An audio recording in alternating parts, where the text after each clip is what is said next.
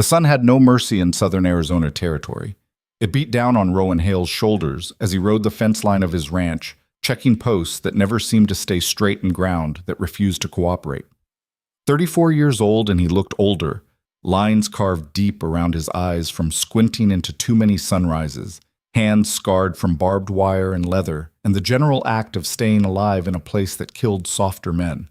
His horse, a bay gelding named Rust, suddenly threw his head up and snorted. "What is it?"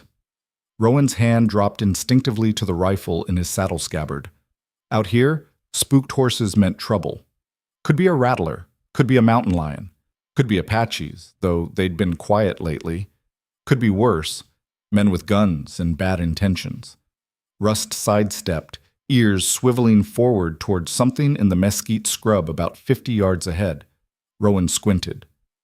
There, a dark shape against the pale dirt. Too small for a cow, wrong shape for a coyote. He urged Rust forward, slowly, rifle now across his lap. As they got closer, the shape resolved into something that made his stomach drop. A woman. She was lying face down in the dirt, one arm stretched out ahead of her like she'd been trying to crawl somewhere. Her dress, what was left of it, had once been blue, the kind of fabric that spoke of money and city tailors. Now it was torn, filthy, dark, with what looked like dried blood along one side. Rowan dismounted, approaching carefully. In the territory, you learned quick that things weren't always what they seemed. He'd heard of bandits using women as bait, though this seemed extreme even for that. He nudged her shoulder with his boot. "Ma'am?" Nothing. He knelt down, keeping his rifle close, and pressed 2 fingers against her neck. The skin was burning hot, fever or sun, probably both. But there was a pulse. Faint, irregular, but there. "Jesus Christ," he muttered, holstering the rifle and turning her over as gently as he could. She was young, mid-20s maybe.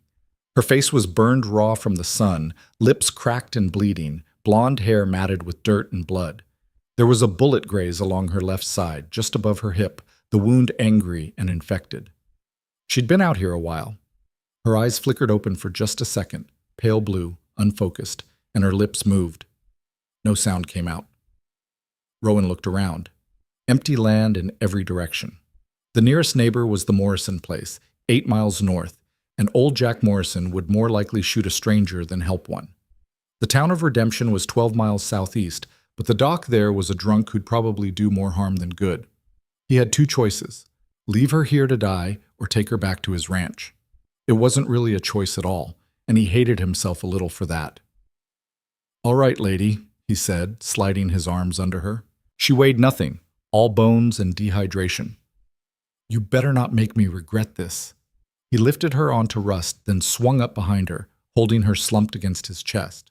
The horse didn't like the extra weight or the smell of blood, but Rust was good about most things. The ride back to the ranch took 40 minutes that felt like hours. The woman drifted in and out of consciousness, mumbling words that made no sense. Once she jerked so hard she nearly fell, and Rowan had to wrap his arm tighter around her waist. She cried out at that, the first clear sound she'd made, and he realized he'd grabbed right where the bullet had grazed her. "Sorry," he said, though she probably couldn't hear him. "Just hold on." The ranch came into view as the sun started its descent toward the western mountains. It wasn't much. A house he'd built himself from adobe and timber, a barn that leaned slightly to the left, a corral where his other 2 horses watched their approach with mild interest. A windmill creaked in the hot breeze, pumping water into a trough that never seemed to stay full. It was home. Had been for 8 years since he'd scraped together enough money to buy the land from a widow who couldn't make it work alone. Before that he'd drifted, cattle drives, railroad work, a few years as a deputy in New Mexico that ended badly. The ranch was supposed to be where he stopped running. He dismounted awkwardly, the woman's dead weight making everything harder, and carried her into the house. The interior was cooler, but not by much. Thick adobe walls helped, but Arizona summer didn't care about architecture. He laid her on his bed, the only bed, and stood there for a moment trying to figure out what the hell to do next. Water. She needed water. He went to the kitchen, pumped water into a tin cup, and came back. Her eyes were closed again, her breathing shallow and rapid. He lifted her head, tipped the cup against her lips. "Come on," he said. "Drink." Most of it ran down her chin, but some went in. She coughed, choked, then her throat worked in a swallow. He gave her more, slowly, until half the cup was gone. The wound needed attention. He'd patched up enough injuries over the years, his own and others, to know infection when he saw it. This was bad. The bullet hadn't gone in, just carved a furrow along her side. But the wound was dirty, and out here dirty meant gangrene, and gangrene meant death. He heated water on the stove, found clean cloth, or clean enough, and the bottle of whiskey he kept for occasions that required either celebration or pain management. This qualified as the latter. When he peeled the torn fabric of her dress away from the wound, she woke up screaming, "Stop! No! No! Please!" Her hands flew up, trying to push him away with strength she shouldn't have had. Her eyes were wild, unseeing. "Ma'am, I'm trying to help you. Don't touch me. Please, I'll give you anything. Just don't." He grabbed her wrists, firm but not rough. "Listen to me. You've been shot. The wound's infected. If I don't clean it, you're going to die. Do you understand?" She stared at him, chest heaving, slowly coming back to herself. Her eyes focused on his face, really looked at him for the first time.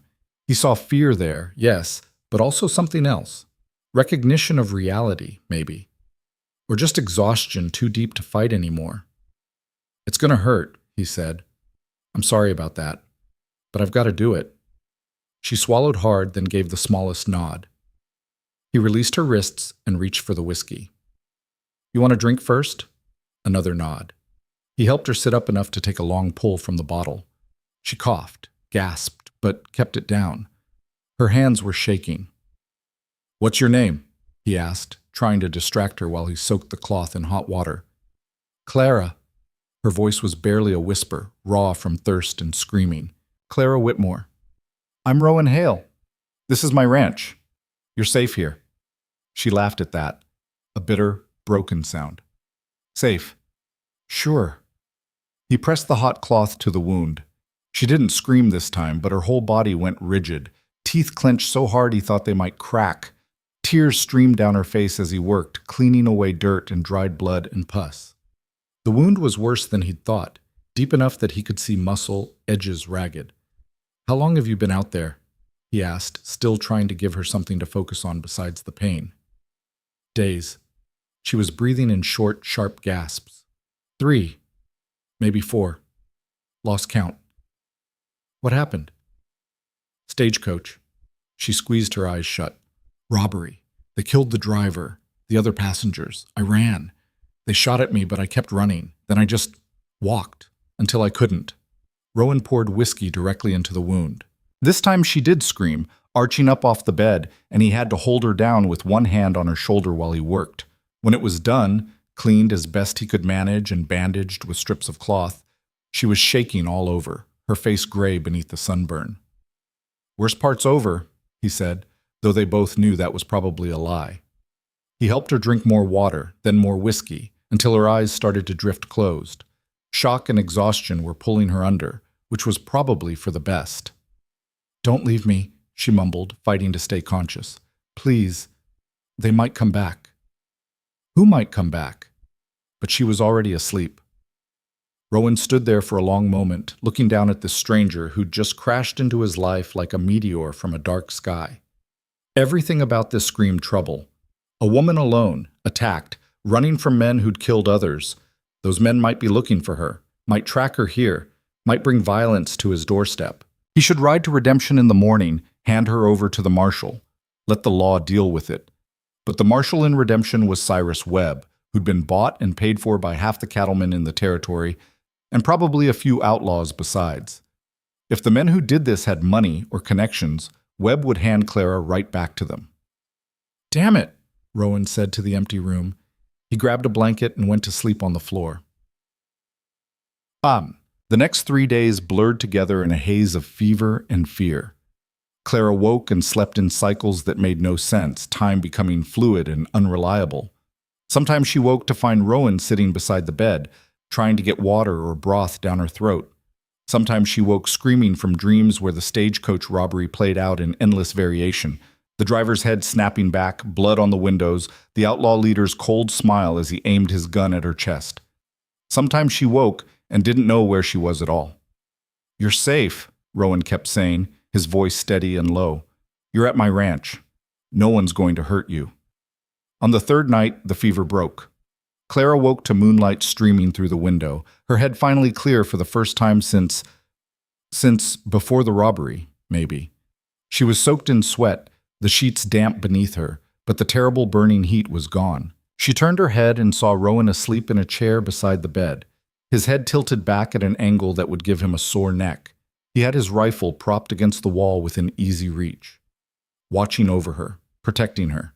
She tried to sit up and immediately regretted it.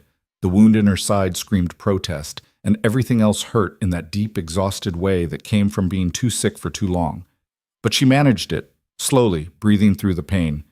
The room was small but neat, adobe walls, a few pieces of simple furniture, a stove in the corner. A man's space, practical and sparse. No photographs, no decorations, nothing that spoke of a life before this place. Clara looked down at herself. She was wearing a man's shirt, several sizes too large, and someone, Rowan, obviously, had cleaned her up as best he could. Her dress was nowhere to be seen, probably ruined beyond salvage anyway. The dress. The beautiful blue traveling dress she'd spent 3 months' wages on back in Philadelphia. She'd been so proud of it, so sure it marked her as a woman of refinement and prospects. Now it was gone, along with everything else she'd owned. The trunk with her clothes, the small leather bag with her savings, the letter of introduction to the family in Tucson who'd hired her as a governess. All of it, stolen or destroyed. All of it gone. She found herself crying before she realized it, silent tears that ran hot down her face. Not for the dress, or the money, or even the job. For the version of herself who'd boarded that stagecoach in Yuma, full of hope and plans and the naive belief that the world would reward her for trying. That woman was dead, left behind in the desert with the driver and the other passengers. "You're awake." Rowan's voice was rough with sleep. He straightened in the chair, wincing at the movement. "How do you feel?" Clara wiped her face quickly, embarrassed. "Better. Weaker than a kitten, but better." He stood and poured water from a pitcher into a cup, handed it to her. She drank it all, amazed at how good plain water could taste. "The fever's gone," he said, studying her face. "That's good. Means the infection's not getting worse." "Thank you." The words felt inadequate.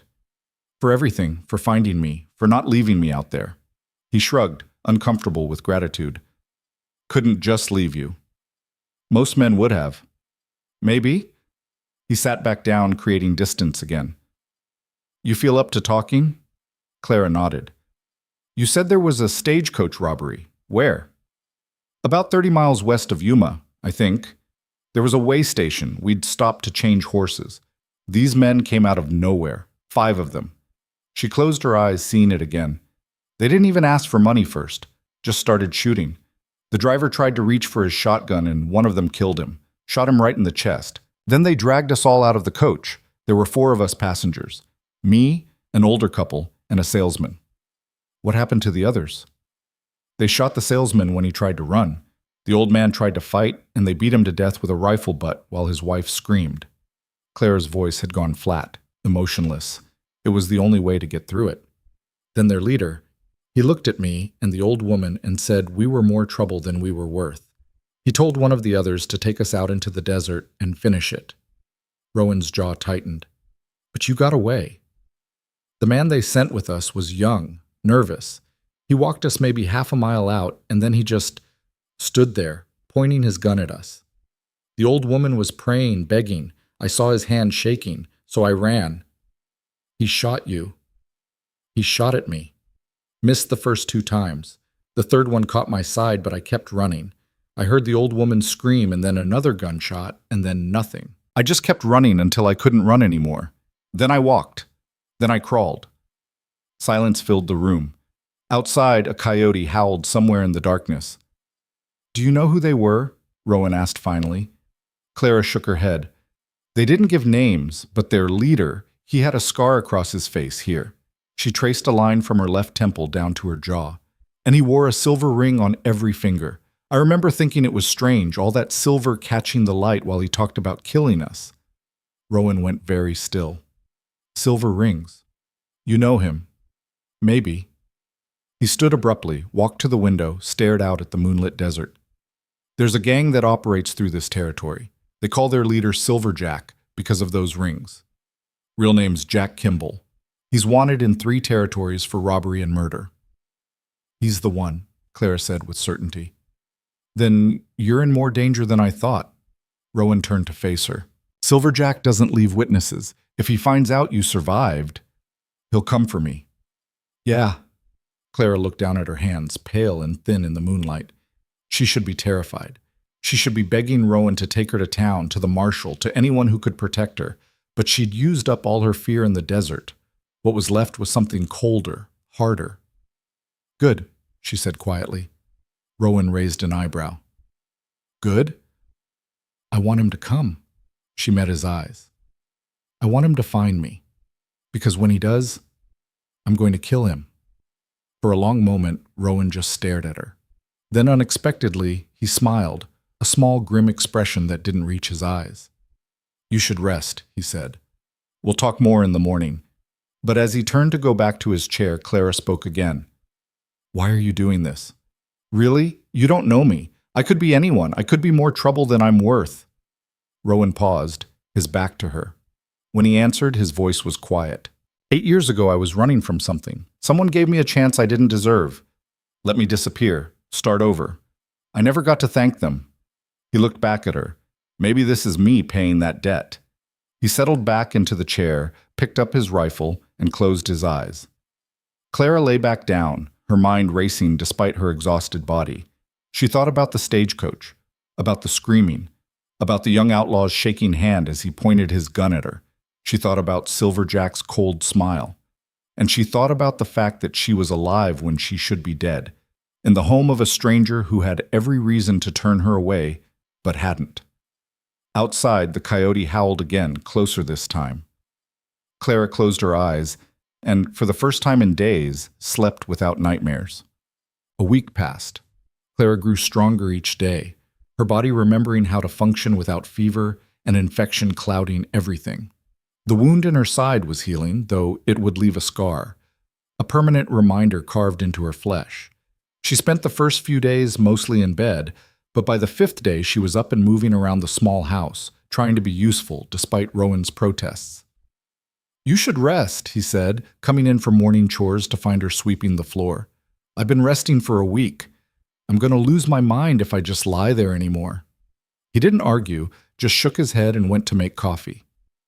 They fell into an uneasy routine. Rowan would rise before dawn, tend to the horses and the few cattle he ran, check fence lines and water sources. Clara would do what she could around the house, cooking, cleaning, small repairs. It wasn't much, but it was something. They didn't talk about the robbery. They didn't talk about Silver Jack or what might happen when he came looking. They talked about small things instead, safe things. Where are you from? Clara asked one evening as they sat on the porch watching the sunset paint the mountains red and gold. Originally, Missouri. Left when I was 16. Family? None that matter anymore. His tone made it clear the subject was closed. Clara understood. She had her own closed subjects. What about you? Rowan asked. Philadelphia, based on the accent. She was surprised he'd caught that. Yes, my father was a clerk. My mother died when I was 12. Father remarried a woman who made it clear I was no longer welcome in the house once I turned 18. So you left. Worked as a seamstress for 6 years, saved every penny. When I saw the advertisement for a governess position in Arizona Territory, it seemed like a chance to be someone new, someone better. Rowan was quiet for a moment. You don't need to be better than you are. Clara laughed, bitter. You don't know me. I know you crawled through the desert for 3 days with a bullet wound and didn't die. I know you didn't give up when most people would have. That's enough. She didn't know what to say to that, so she said nothing. The days blurred into each other, heat and dust, and the endless work of keeping a ranch alive in unforgiving country. Clara learned that Rowan ran about 50 head of cattle, nowhere near enough to make real money, but enough to survive. The land was his, bought and paid for, which made him luckier than most. She learned he could go days without saying more than a dozen words, but when he did talk, he meant what he said. She learned he had nightmares too. She'd wake in the night to hear him moving around outside, unable to sleep, checking the perimeter like he expected attack at any moment. Maybe he did. On the 8th day, she was in the kitchen when she heard horses approaching. Her whole body went rigid, heart suddenly pounding. Rowan was out checking the northern fence line. She was alone. The horses stopped outside. Voices, male, multiple. Clara grabbed the nearest thing she could find, a cast iron skillet, and pressed herself against the wall beside the door. "Hello, the house." The voice was friendly, casual. "Rowan Hale here?" She didn't answer. "Rowan, it's Tom Morrison. Saw your horse down by Dry Creek yesterday. Thought I'd check in." Morrison. Rowan had mentioned him, the neighbor 8 miles north. But could she trust that? "Mr. Hale isn't here right now," Clara called through the door, keeping her voice steady. Silence. Then, "Who's that? You got a woman in there, Hale? Never thought I'd see the day." Another voice, younger. "Maybe we should come back later, Pa." "Nonsense. Ma'am, we don't mean any trouble, just being neighborly." Clara made a decision. She set down the skillet, took a breath, and opened the door. 2 men sat on horses in the yard. The older one, Morrison, presumably, was weathered and gray, pushing 60. The younger one, maybe 20, had the same sharp features. Both had rifles in their saddle scabbards, but their hands were visible and empty. "I'm Clara Whitmore," she said. "Mr. Hale has been kind enough to offer me shelter." Morrison's eyes took in her borrowed clothes, her thin frame, the way she stood slightly bent to favor her injured side. His expression shifted from curious to understanding. "You the one he found out in the desert?" Word traveled, apparently. "Yes. Tom Morrison. This is my son, James. We run the spread north of here." He tipped his hat. "Heard from the tailor boy that Rowan brought someone back. Wanted to make sure everything was all right." "It's fine. Thank you for checking." "Where's Rowan?" "North fence line." Morrison nodded slowly. Then, "Miss Whitmore, you mind if I give you some advice?" "I mind, but I suspect you'll give it anyway." He smiled at that. "You're right. Here it is. Whatever trouble you're running from, it's going to catch up eventually. Trouble always does. When it gets here, you make sure Rowan's not the only one who pays the price." Clara felt her face flush with anger. "I'm not trying to—" "Didn't say you were trying. Saying it anyway. Rowan's a good man. Keeps to himself, minds his business, doesn't cause problems. But he's got a protective streak that gets him in situations he can't always fight his way out of." Morrison gathered his reins. "Just remember that, when your trouble comes calling." He turned his horse and rode off, his son following with an apologetic glance back. Clara stood in the doorway, shaking, whether from anger or fear or shame, she couldn't tell. Because Morrison was right. Her trouble was coming, and when it did, Rowan would be right in the middle of it, whether he wanted to be or not. She was still standing there when Rowan rode up an hour later. "Saw Morrison's tracks," he said, dismounting. "What did he want?" "To warn me that I'm going to get you killed." Rowan's expression didn't change. "Tom Morrison should mind his own business." "He's not wrong, though, is he?" Clara turned to face him fully. "Silver Jack is going to come looking for me, and when he does, we'll deal with it." "We?" She shook her head. "This isn't your fight. You're on my land. That makes it my fight." "Rowan, Clara." He said her name firmly, stopping her argument before it could fully form. "I knew what I was doing when I brought you here. I'm not a fool and I'm not naive. If Silverjack comes, he comes. We'll be ready. And if we're not, if he kills you because of me, then I guess I die." He said it so matter-of-factly, like it was a simple equation. "We all die sometime. Rather do it standing up than spend the rest of my life wondering if I could have done something different." Clara stared at him, this strange, stubborn man who'd saved her life and refused to let her apologize for it. "You're insane," she said finally. "Yeah." He smiled, just a little. "Probably." That night, Rowan taught Clara how to shoot. They took a spare rifle, a Winchester that had seen better days but still fired true, and set up targets behind the barn. Empty bottles, old cans, anything that would show when it was hit. You ever fire a gun before? Rowan asked. No. All right. First rule, always assume it's loaded. Second rule, never point it at anything you don't intend to destroy. Third rule, shooting a person is nothing like shooting a bottle. You need to be ready for that. He showed her how to hold it, how to sight down the barrel, how to breathe and squeeze the trigger instead of pulling it. The first shot kicked back harder than she expected, the noise painfully loud even though she'd prepared for it. She missed the bottle by 3 feet.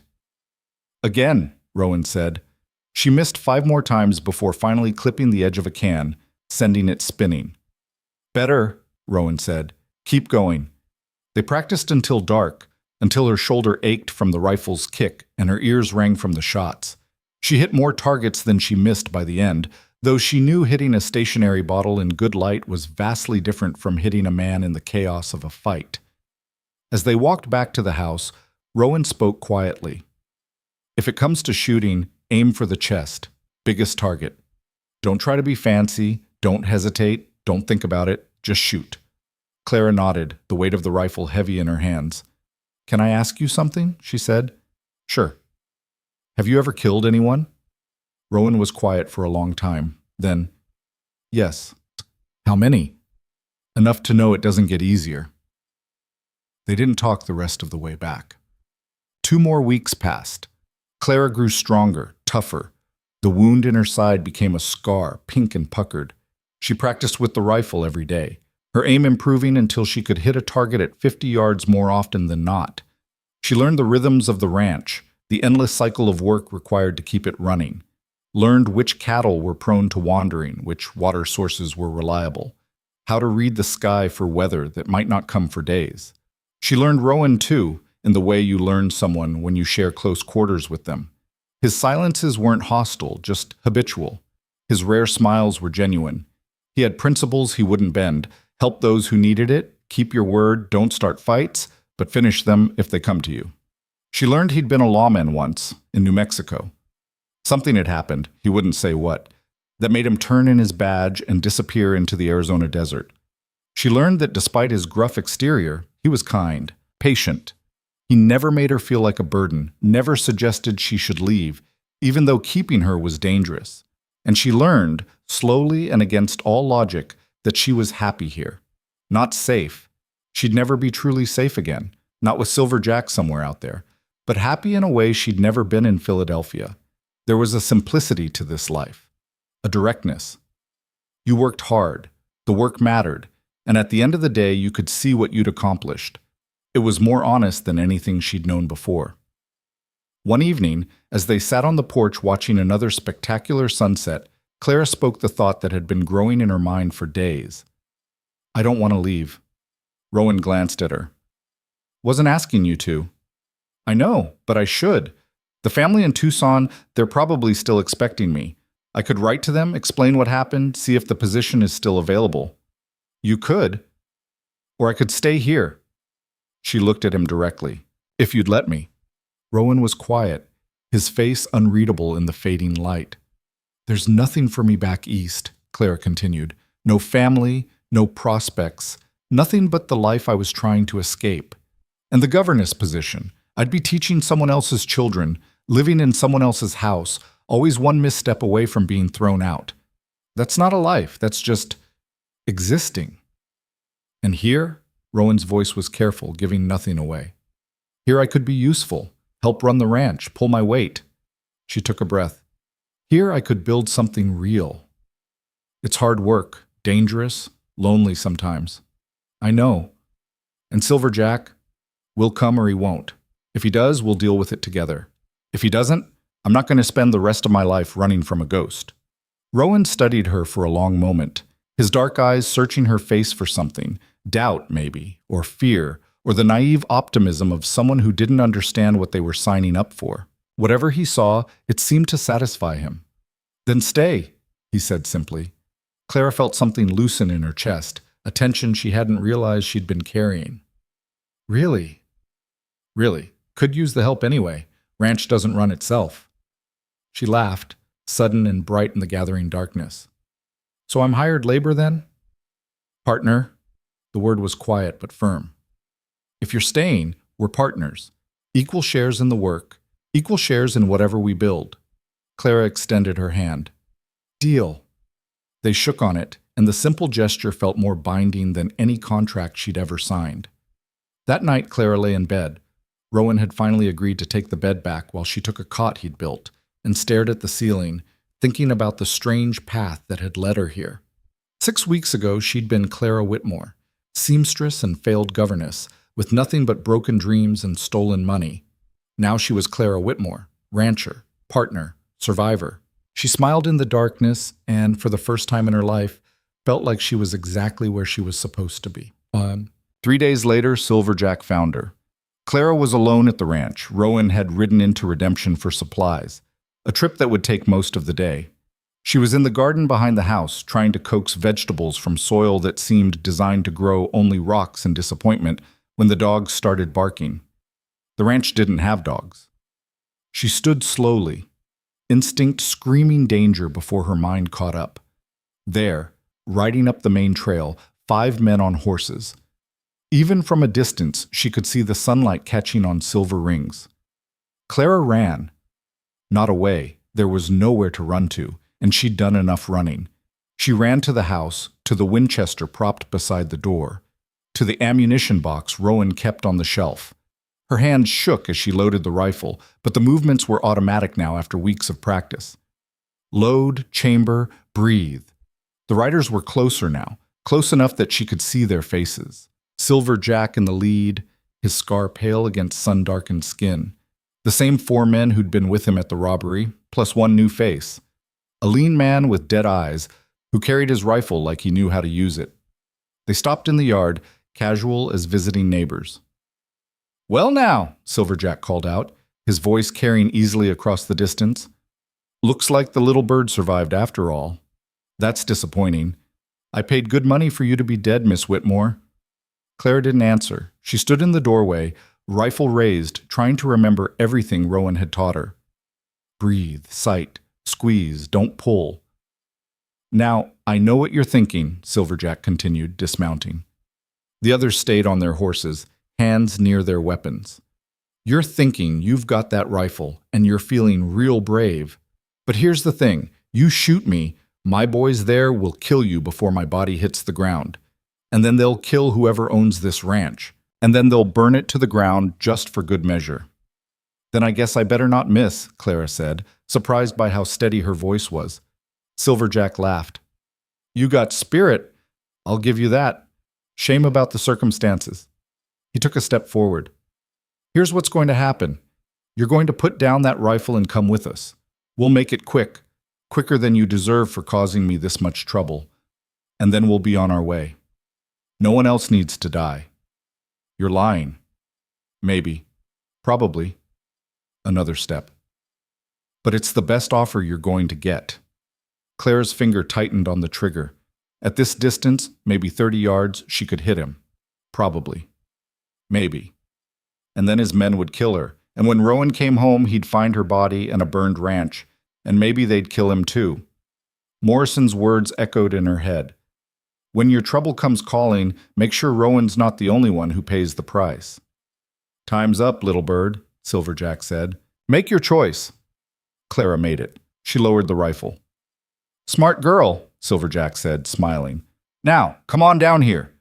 The shot cracked through the air, impossibly loud. But Clara hadn't fired.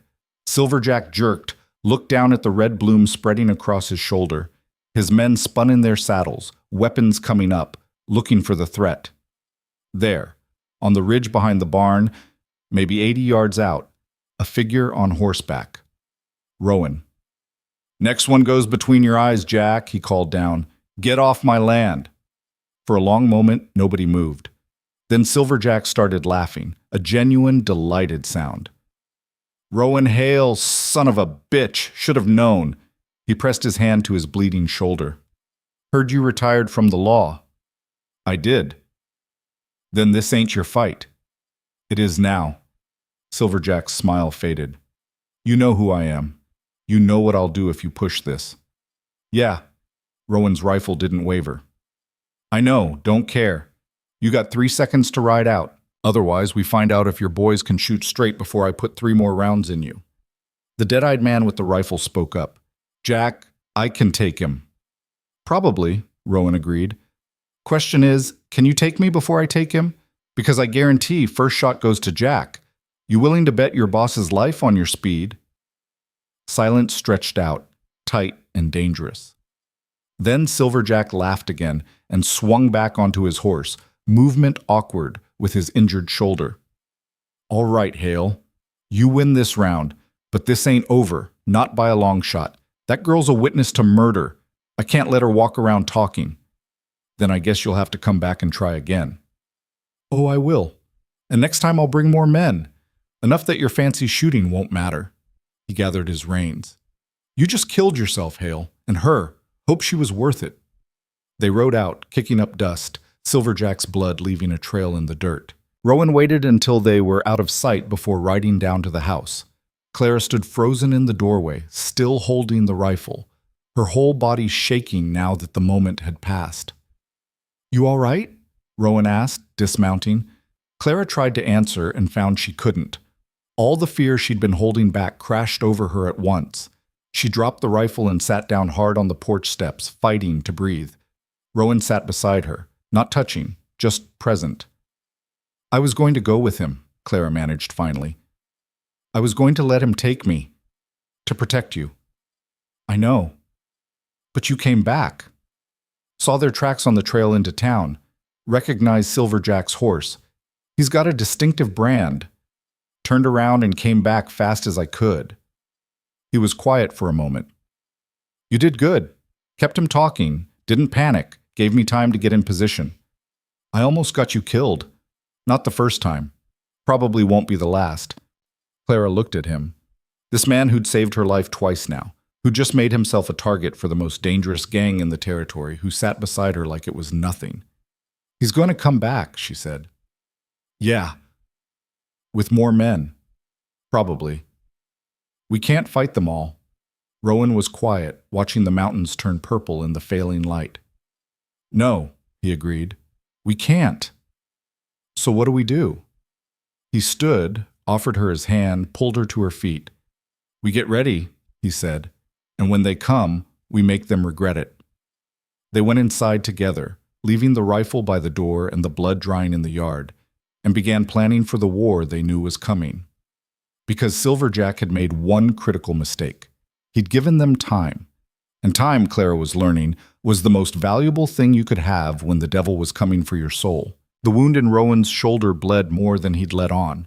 Clara noticed it that night when he reached for the coffee pot and winced, a flash of pain crossing his face before he could hide it. She'd been watching him carefully since Silver Jack's men rode off, looking for signs of injury he might try to tough out. "Let me see it," she said, setting down her own cup. "It's nothing." "Rowan." He sighed, recognizing the tone, the same one he'd used on her weeks ago when she'd tried to downplay her fever. He unbuttoned his shirt, shrugged it off his left shoulder. The bullet had carved a furrow across the top of his shoulder, maybe 3 inches long, not deep enough to hit bone, but deep enough that it needed attention. Blood had soaked through his undershirt, dried dark against the fabric. "When did this happen?" Clara asked, already heating water. "When I was riding back. One of Jack's men got off a shot before I made the ridge. Didn't want to worry you." "Well, I'm worried now." She gathered clean cloth, the whiskey bottle, everything she'd watched him use on her own wounds. Her hands were steadier than she expected. "This is going to hurt." "I know the drill." She cleaned the wound the way he'd taught her, hot water first, then whiskey, working quickly but thoroughly. Rowan sat perfectly still, jaw clenched, not making a sound even when she knew it must have burned like hellfire. "You're better at this than I was," he said when she finished bandaging it. "I had a good teacher." They sat in silence for a while, drinking coffee that had gone lukewarm. Outside, the night sounds of the desert filtered through the windows. Insects, the distant yip of coyotes, wind moving through the mesquite. "We need a plan," Clara said finally. "Yeah. He'll come back with more men. You said it yourself. We can't fight them all." Rowan stared into his cup like the answer might be written in the coffee grounds. "We could leave. Sell the ranch. Head to California. Or maybe up to Colorado. Start fresh somewhere. Silverjack won't think to look. Clara felt something cold settle in her chest. Is that what you want? What I want doesn't matter much when the alternative is getting killed. It matters to me. He looked at her then, really looked at her, and she saw something in his expression she hadn't seen before. Not just protectiveness or duty, but something deeper. Something that scared her almost as much as Silverjack did. I built this place from nothing, Rowan said quietly.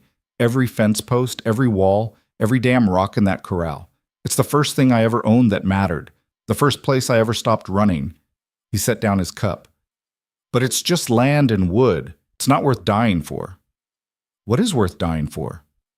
Not what? Who? The words hung between them, heavy with meaning.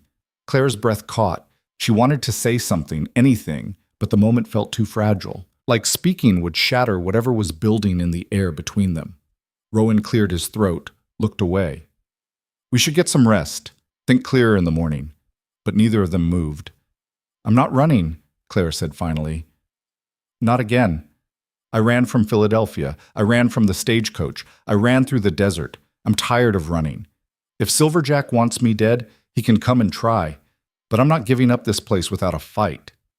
You say that now. Wait until you're staring down 20 armed men. I've already stared down 5. 20's just a bigger number. Despite everything, Rowan smiled. You're either the bravest woman I've ever met or the most foolish. Can it be both? Yeah, probably is. He stood, wincing slightly as his shoulder protested. All right, we don't run, so we need to make this place defensible. Turn it into somewhere they'll think twice about attacking. How? I've got some ideas, but it's going to take work and time, and we don't know how much time we have. Clara stood too, facing him across the small kitchen. Then we better get started. They began the next morning. Rowan had experience from his lawman days. He had defended his share of buildings against angry mobs and outlaw gangs. He knew what worked and what didn't. First thing, he said, walking the perimeter of the house with Clara following, we need to see them coming from every direction. That means clearing sight lines. They spent 2 days cutting back brush and mesquite that had grown close to the buildings, creating a clear zone of maybe 50 yards all around. It was brutal work in the heat, Clara's hands blistering despite gloves, but she pushed through without complaint. While they worked, Rowan talked her through his thinking. Most men, they panic when shooting starts. They bunch up, make themselves easy targets. We don't have numbers, so we need to use the terrain. Force them to come at us in ways we can predict. Like a funnel, Clara said, understanding. Make them approach from directions we choose. Exactly. They dug a trench on the south side of the house, where the ground sloped upward. Any riders coming from that direction would be silhouetted against the sky. On the north side, they piled rocks to create low barriers that would stop horses but provide cover for defenders. The barn became a secondary position. Rowan reinforced the walls with extra planks, cut firing ports at strategic heights. He moved ammunition and extra rifles into the loft, along with water and food that would last a few days if they got pinned down. If things go bad at the house, we fall back here, he explained. 2 positions are harder to take than 1. Clara learned to think like someone planning for violence. Where would attackers take cover? Where were the weak points? How could they use what they had to offset what they lacked? At night, after the work was done, Rowan continued her shooting lessons. But now he added movement, shooting while backing up, while diving for cover, while her heart was pounding from running. Hitting a target when you're calm is one thing, he said. Hitting it when someone's shooting back is different. Your hands shake, your breathing goes wrong, everything you practiced goes to hell. You need to train past that. So they practiced until her muscles remembered the movements even when her mind was screaming panic. Load, chamber, aim, shoot, again.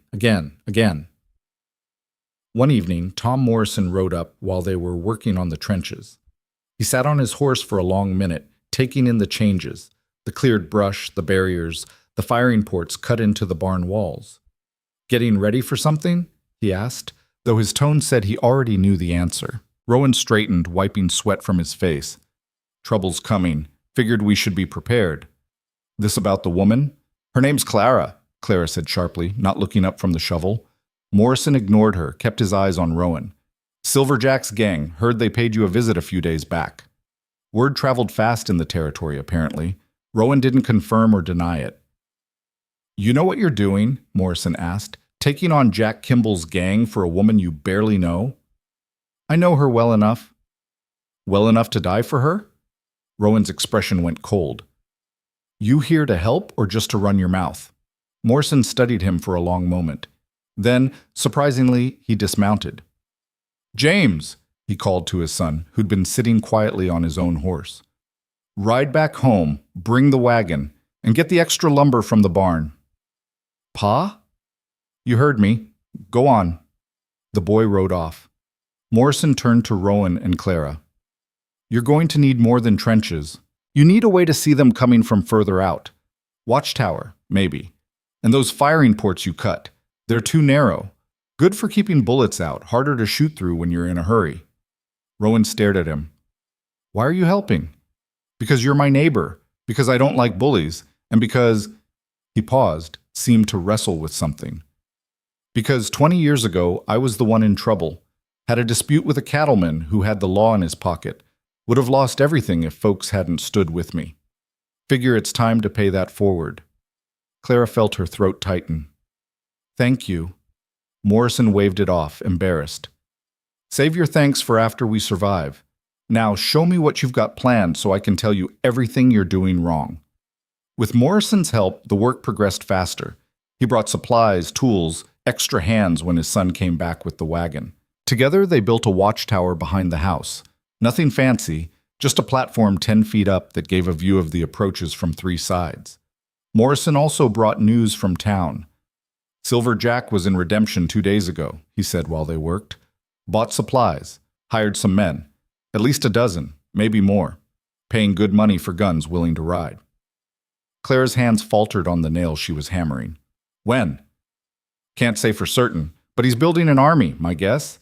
He'll wait until he's got enough men that numbers don't matter, then he'll come. How long? Rowan asked. Morrison shrugged. Week, maybe 2. Hard to say. 2 weeks, maybe less. The work took on new urgency. They worked from dawn until they couldn't see anymore, then worked by lantern light. Clara's hands bled, her back screamed, exhaustion made her stumble. She kept working. Rowan was worse, pushing himself despite his injured shoulder, despite needing rest. She caught him more than once standing perfectly still, eyes closed, swaying slightly like he might fall over.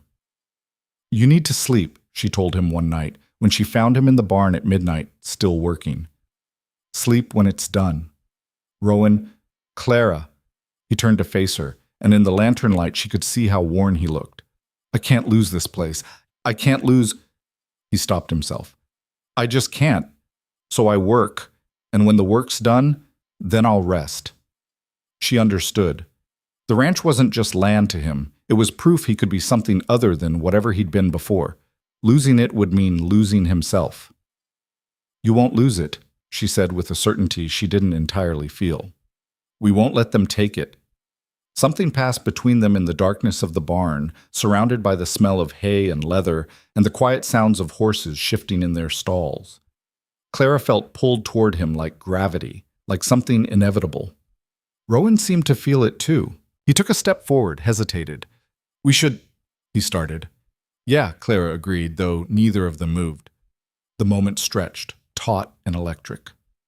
Then Rowan stepped back, breaking whatever spell had fallen over them. Get some rest, he said, his voice rougher than usual. Big day tomorrow. Clara nodded and fled to the house, her heart pounding for reasons that had nothing to do with Silverjack or fear. A week passed. Then another. The ranch transformed from a working cattle operation into something closer to a fort. Every approach had been calculated, every sight line cleared, every defensive position reinforced. They'd stockpiled ammunition, food, water, set up signals. If one of them spotted riders coming, they'd ring the old dinner bell Morrison had contributed. 3 sharp peals that meant, get to your position. Clara had become a decent shot. Not great, not like Rowan with his practiced ease, but good enough to hit what she aimed at more often than not. She could load and fire the Winchester in under 6 seconds now. Could do it in the dark by feel alone. She'd also learned to live with fear.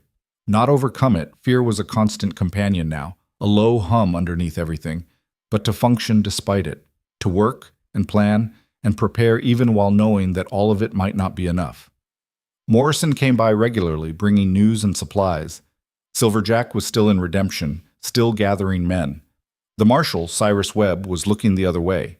Morrison said Webb had been paid well to ignore whatever Silverjack was planning. "Town's getting nervous," Morrison reported. "Folks know something's coming. Some are talking about forming a militia, riding out here to help." "We can't ask them to do that," Clara said immediately. "You're not asking, they're offering. Not everyone in redemption is corrupt or cowardly." But days passed and no militia came. Clara suspected that courage looked different when you were sitting in a saloon versus riding toward armed men who'd kill you without hesitation. She didn't blame them. She'd probably make the same choice if their positions were reversed.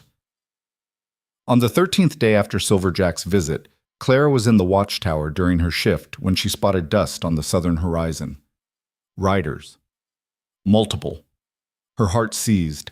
She grabbed the rope they'd rigged to the bell and pulled hard, 3 sharp rings that echoed across the ranch. Rowan appeared from the barn, rifle already in hand. Morrison's son James had been helping that day. He ran for his horse, ready to ride for his father. "Wait," Clara called down. "I count 4 riders, moving fast but not attacking. Might not be Jack." They waited, tense, weapons ready. The riders resolved into shapes, then into recognizable forms. 4 men Clara had never seen before, but Rowan clearly had. His posture relaxed slightly, though his rifle stayed up. "Luke?" he called out as they approached. "What the hell are you doing here?" The lead rider, a tall man with a gray-streaked beard, reined up just outside rifle range, hands visible and empty. "Heard you got trouble coming, Hale. Thought you might want some backup." "Who told you?" "Does it matter?" Luke gestured to his companions. "This is Charlie, Ben, and the kid there is Danny. We rode together back in New Mexico before you went respectable. Figure we owe you for Albuquerque." Rowan was quiet for a long moment. Then he lowered his rifle. "Come on in, slowly." As the 4 men dismounted in the yard, Clara climbed down from the tower. Up close, she could see they were hard men, the kind who'd seen violence and dealt it out in equal measure. Not outlaws exactly, but not lawmen either, something in between. Luke looked her over with frank appraisal. "So you're the one causing all this fuss. I'm Clara. Luca Brennan. These boys and I worked with Rowan back when he was trying to clean up New Mexico. Didn't go so well, but that's ancient history." He turned to Rowan. "How many's Jack bringing?" "Last count, 15 or 20. Could be more." Luke whistled low. "That's a lot of guns." "Yeah." "You know we're probably all going to die, right?" "Yeah." "All right then." Luke grinned, and Clara saw a hint of madness in it. "Just wanted to make sure we were all clear on that. Where do you want us?" With Luke's crew added to their numbers, the defensive plans shifted. Now they had enough people to hold both the house and the barn simultaneously, with someone in the watchtower to coordinate. The new arrivals brought extra weapons and ammunition, along with experience Clara and Rowan lacked. Luke had fought in the Civil War, then spent 15 years as a hired gun for various causes. Charlie was an ex-cavalry scout who could shoot a cigarette out of someone's mouth at 100 yards. Ben was quiet and methodical, good with explosives. Danny, the youngest at maybe 22, was quick with a pistol and apparently had something to prove. "Kid's dangerous," Luke told Rowan quietly. "Too eager to be brave. Keep an eye on him." They drilled together, practicing how they'd respond to different scenarios. Attack from the south, from the north, from multiple directions. How to fall back, how to cover each other, how to keep fighting even when things went to hell. Clara found herself assigned to the house with Charlie as backup, while Rowan, Luke, and Ben took the barn.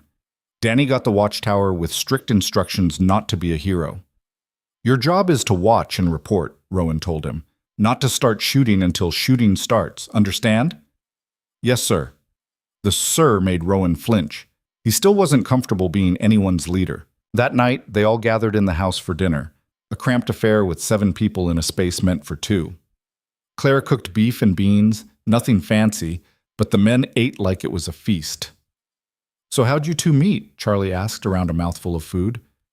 "This don't seem like a natural pairing." Clara and Rowan exchanged glances. She let him tell it. Found her in the desert, half dead. Brought her home. And now she's worth dying for? Luke asked, but his tone wasn't mocking, genuinely curious. Rowan didn't answer right away. When he did, he wasn't looking at Luke. He was looking at Clara. Yeah, she is. The room went quiet. Clara felt heat rise to her face, a complicated tangle of emotions she couldn't begin to sort through. Ben, bless him, broke the tension. Well, I've died for worse reasons. There was this poker game in Tucson.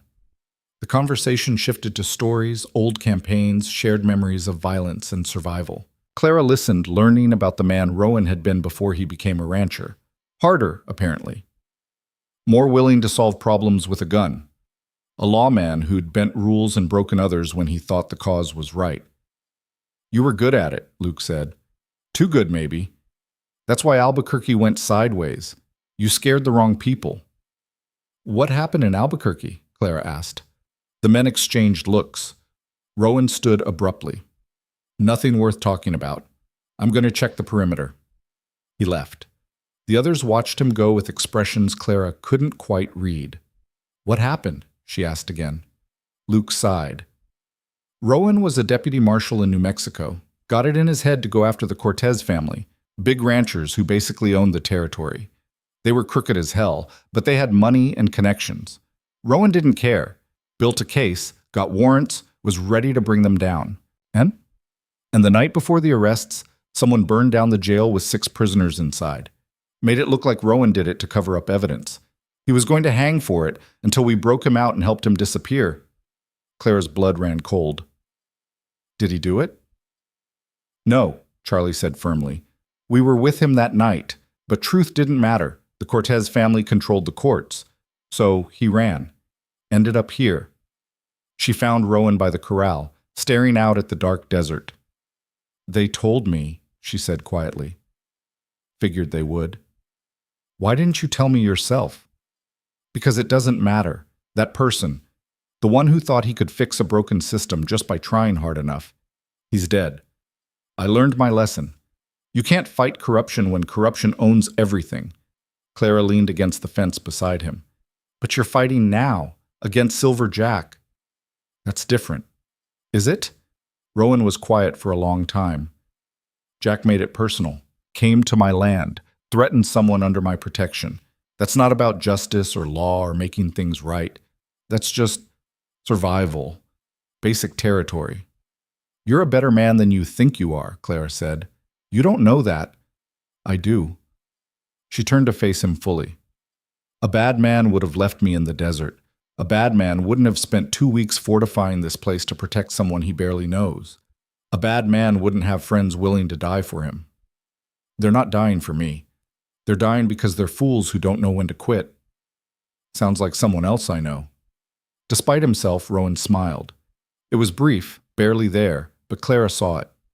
They stood together in the darkness, shoulder to shoulder, not touching but close enough to feel each other's warmth. Above them, stars burned in a sky so clear it felt like you could reach up and grab them.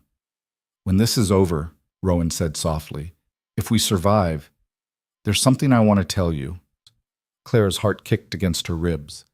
You could tell me now. No. After. I don't want you thinking it's just fear or desperation talking. What if there is no after? Then I guess we die with things unsaid. He looked at her finally. But I'd rather die hoping than live knowing I gave up. Before Clara could respond, the dinner bell rang. 3 sharp peals that meant riders coming. They ran. Danny was in the watchtower, pointing south. Clara grabbed the spyglass and looked. Even in the darkness, she could see them, lights from torches or lanterns, at least a dozen, maybe more.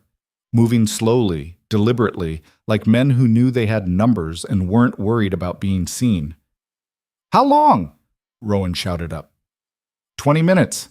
Maybe 30. Everyone to positions, Rowan ordered.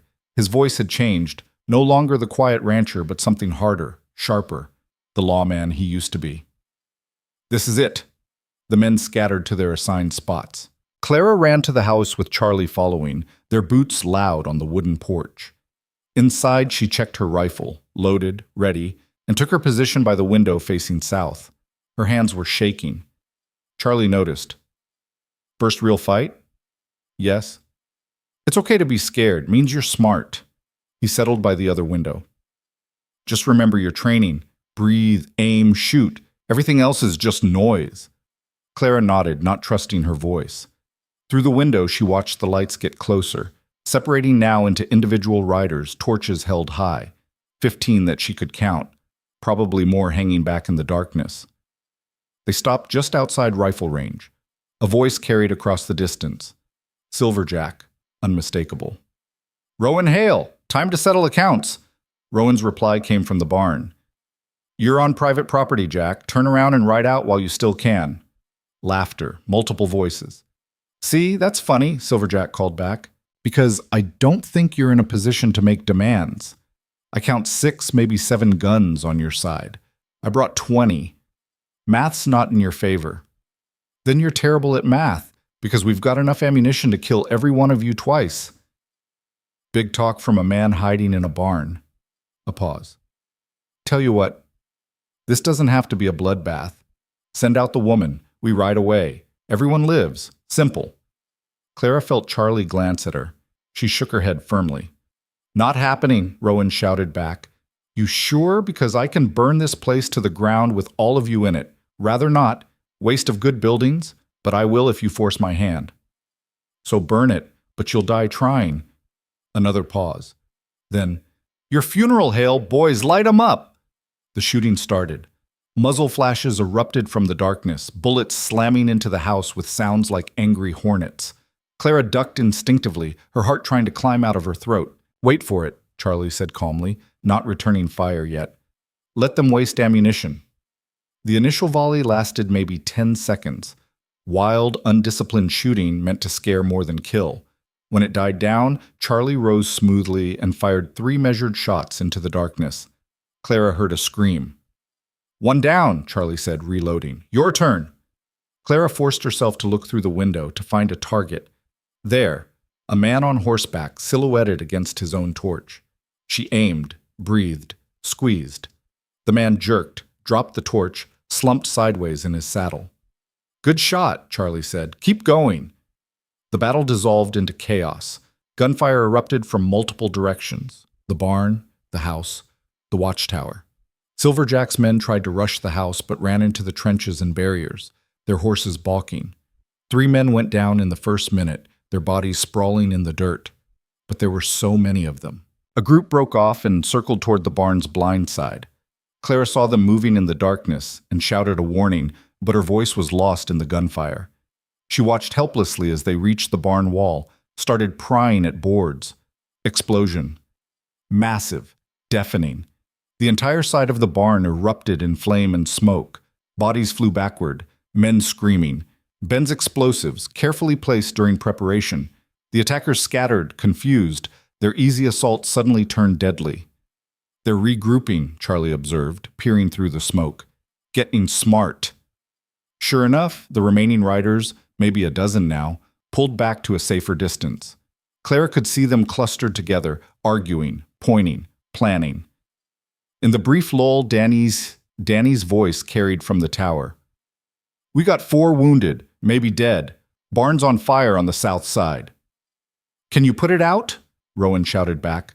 Working on it. The respite lasted maybe 2 minutes. Then the attackers came again, but different this time. Coordinated, half riding hard toward the house, while the rest laid down covering fire. Clara fired until her rifle clicked empty, reloaded with fumbling hands, fired again.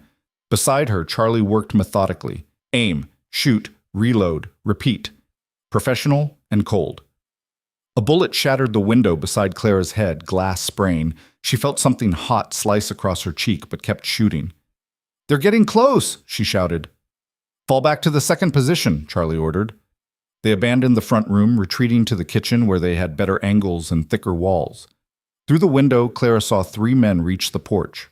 One tried the door, found it barred, and started shooting the lock. Charlie shot him through the door. The body fell with a heavy thud. His companions grabbed him and retreated, firing blindly as they went. How many? Clara asked, reloading again. Her hands were steadier now, muscle memory taking over. Hard to say. 8, maybe 10, still fighting. Charlie risked a look. But they're getting desperate. Desperate men do stupid things. As if to prove his point, 4 riders charged straight at the house, guns blazing. It was suicide and they had to know it, but they came anyway, screaming, firing. Claire and Charlie shot them down. All 4 fell within 30 feet of the house, horses running off riderless into the night. Then silence, sudden and complete except for the crackle of flames from the barn and someone moaning in the darkness. "Cease fire!" That was Rowan's voice. "Hold positions!" Clara waited, heart pounding, smoke burning her eyes. Minutes crawled past. Then she heard it, hoofbeats fading into the distance, the survivors running. "They're retreating," Charlie said, disbelief in his voice. "I'll be damned, they're actually running." Clara didn't believe it until the sound of hoofbeats faded completely into the night, swallowed by distance and darkness. Even then, she kept her rifle raised, finger near the trigger, certain this was some kind of trick. "Stay sharp," Rowan called from the barn. "Could be a feint." They waited in tense silence, the acrid smell of gunpowder and burning wood thick in the air. Clara's ears rang from the gunfire, a high-pitched whine that made it hard to hear anything else. Blood from the cut on her cheek dripped onto her collar, warm and sticky. 5 minutes passed. 10. "I'm going to check the perimeter," Luke announced. "Charlie, cover me." Clara watched through the broken window as Luke moved carefully from the barn, rifle up, scanning the darkness. He approached the first body, one of the men who'd tried to rush the house, and nudged it with his boot. No movement. He checked the others, working his way outward in a widening circle. When he reached the edge of their cleared zone, he stopped and stared into the desert for a long moment before turning back. "They're gone," he called. "Left their dead and ran like dogs." The tension broke. Clara's legs suddenly felt weak, and she sat down hard on the kitchen floor, still gripping her rifle. Her whole body was shaking now that the immediate danger had passed. Charlie appeared beside her, offering a canteen. "Drink. You'll feel better." The water was warm and tasted like metal, but she drank it anyway, surprised by how thirsty she was. "How many?" she asked. "Dead? 11 that I saw. Maybe more wounded they carried off." Charlie's expression was grim. "We hit them hard. Harder than they expected." Rowan came through the door then, and Clara felt relief flood through her so intensely it made her dizzy. He was limping slightly, favoring his left leg, but he was alive. Whole. His eyes found hers immediately.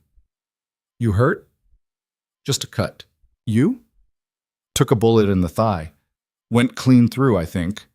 He said it like he was reporting the weather. "Anyone else hit?" "Danny caught one in the shoulder," Luke said, coming in behind him. "Ben's got burns from the explosion. The kid's lucky. Another inch, and that bullet would have hit his lung." "We need to get him down from the tower," Claire said, starting to rise. "Already did. He's in the barn with Ben." Luke looked at Rowan. "We got lucky. Another few minutes and they might have regrouped, come at us from all sides at once." "Luck had nothing to do with it," Charlie said. "They panicked, lost their nerve when we started dropping them faster than they expected." Rowan moved to the window, careful to stay out of direct sight lines. The barn was still burning on one side, flames licking at the wooden walls. "We need to put that fire out before it spreads." They spent the next hour fighting the blaze, forming a bucket line from the water trough. The barn was damaged, but salvageable. Ben's explosives had been placed carefully to cause maximum damage to attackers while minimizing harm to the structure itself. By the time they got the fire under control, exhaustion had settled into Clara's bones like lead. Her arms ached, her throat burned from smoke, and the adrenaline that had kept her moving during the fight had drained away completely. Rowan's leg was bleeding worse than he'd let on. Clara saw it when he stumbled, caught himself against the barn wall, left a dark smear. "Sit down," she ordered, her voice sharp with worry. "Now." "I'm fine. You're bleeding all over the place. Sit down." He sat. She fetched the medical supplies, what was left of them, and cut away his pants leg to expose the wound. He was right. The bullet had gone clean through the meat of his thigh, missing the bone and major blood vessels. Lucky. But it was still bleeding steadily, and he'd been walking on it for an hour. "This is going to need stitches," she said, threading a needle with the hands that weren't quite steady. "You know how to do that?" "I've watched it done. Can't be that different from sewing fabric." It's extremely different from sewing fabric. Well, you're going to find out. She poured whiskey over the wound. Rowan hissed through his teeth and started stitching. She'd been lying. It was nothing like sewing fabric. The needle pushed through skin with a resistance that made her stomach turn, and blood kept welling up, making it hard to see what she was doing. But she kept at it, focusing on each stitch individually, trying not to think about the fact that she was literally sewing human flesh. Rowan didn't make a sound, though his knuckles went white where he gripped the edge of the table. When she finished, 7 uneven stitches that a real doctor would probably laugh at, she bandaged the wound and sat back, wiping sweat from her forehead. "How's it look?" Rowan asked. Rowan monchaned. "Terrible. But it's closed." "Good enough." Luke appeared in the barn doorway. "We've got 11 bodies out there. What do you want to do with them?" Rowan stood carefully, testing his weight on the injured leg. "Bury them. Can't just leave them to rot." "We could," Luke pointed out. "Send a message." "We could, but we won't." Rowan's voice was firm. They were men. Stupid, violent men who made bad choices, but still men. They deserve better than being left for coyotes. So they dug graves. It took most of what was left of the night, working by lantern light, the ground hard and resistant. 11 holes in the desert soil, 11 bodies wrapped in whatever cloth they could spare. Clara helped despite her exhaustion, despite the way her hands blistered and bled. It felt important somehow, this final act of humanity for men who'd tried to kill them hours earlier. As they worked, Ben started talking, pain or shock loosening his tongue. "I was at Shiloh," he said quietly, shoveling dirt. "Saw 12,000 men die in 2 days. Bodies stacked like cordwood. No one buried them proper for weeks." He paused, leaning on his shovel. "This is better.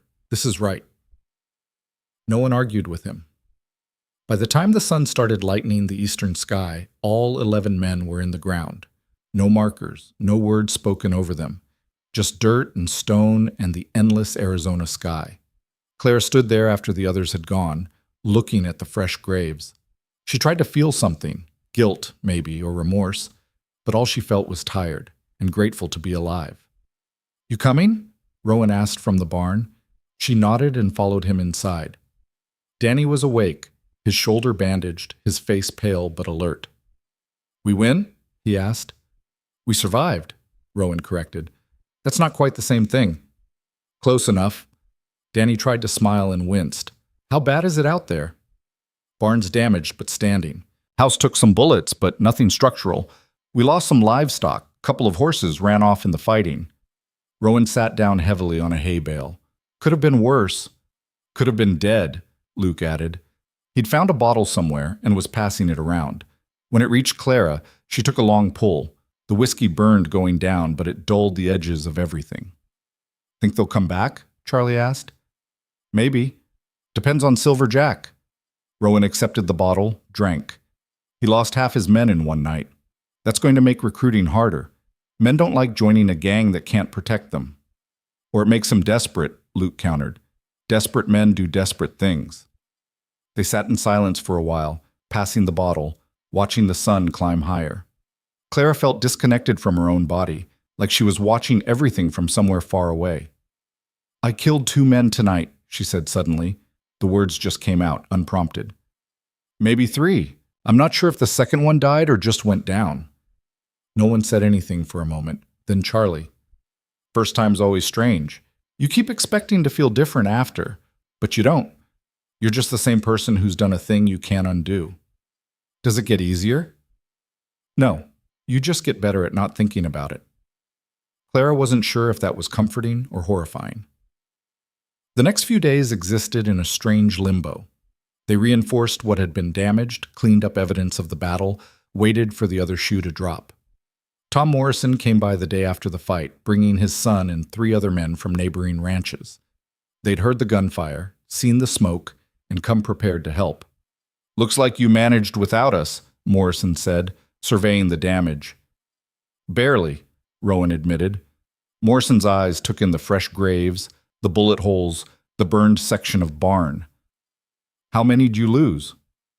"None. Danny took a bullet, but he'll live. You?"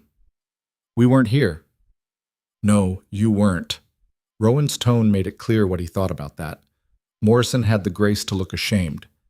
We started riding when we heard the shots, but by the time we got organized, it was over. I'm sorry. Sorry doesn't mean much when bullets are flying. I know. Morrison was quiet for a moment. For what it's worth, I brought supplies. Food, ammunition, lumber, whatever you need to rebuild. Rowan studied him, then nodded. Appreciate it. The other ranchers helped repair the barn, replace broken windows, shore up damaged walls.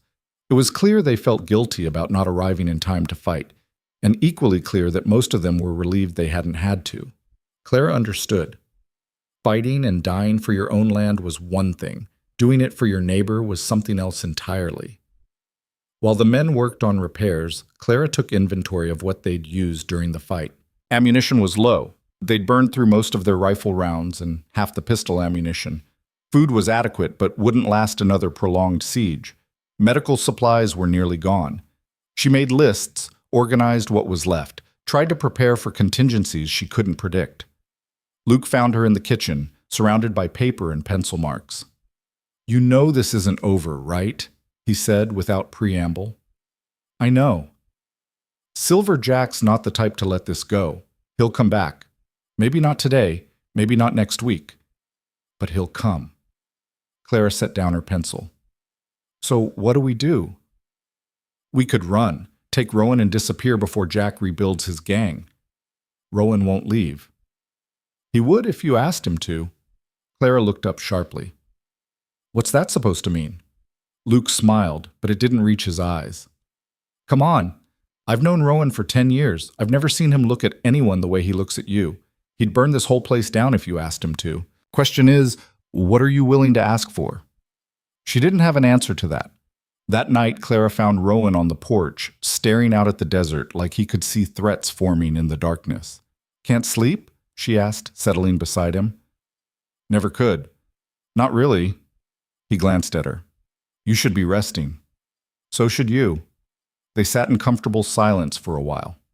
The desert at night was alive with sounds. Insects, small animals moving through brush, the distant call of an owl hunting. "Luke says Silver Jack will come back," Clara said finally. "Luke's right.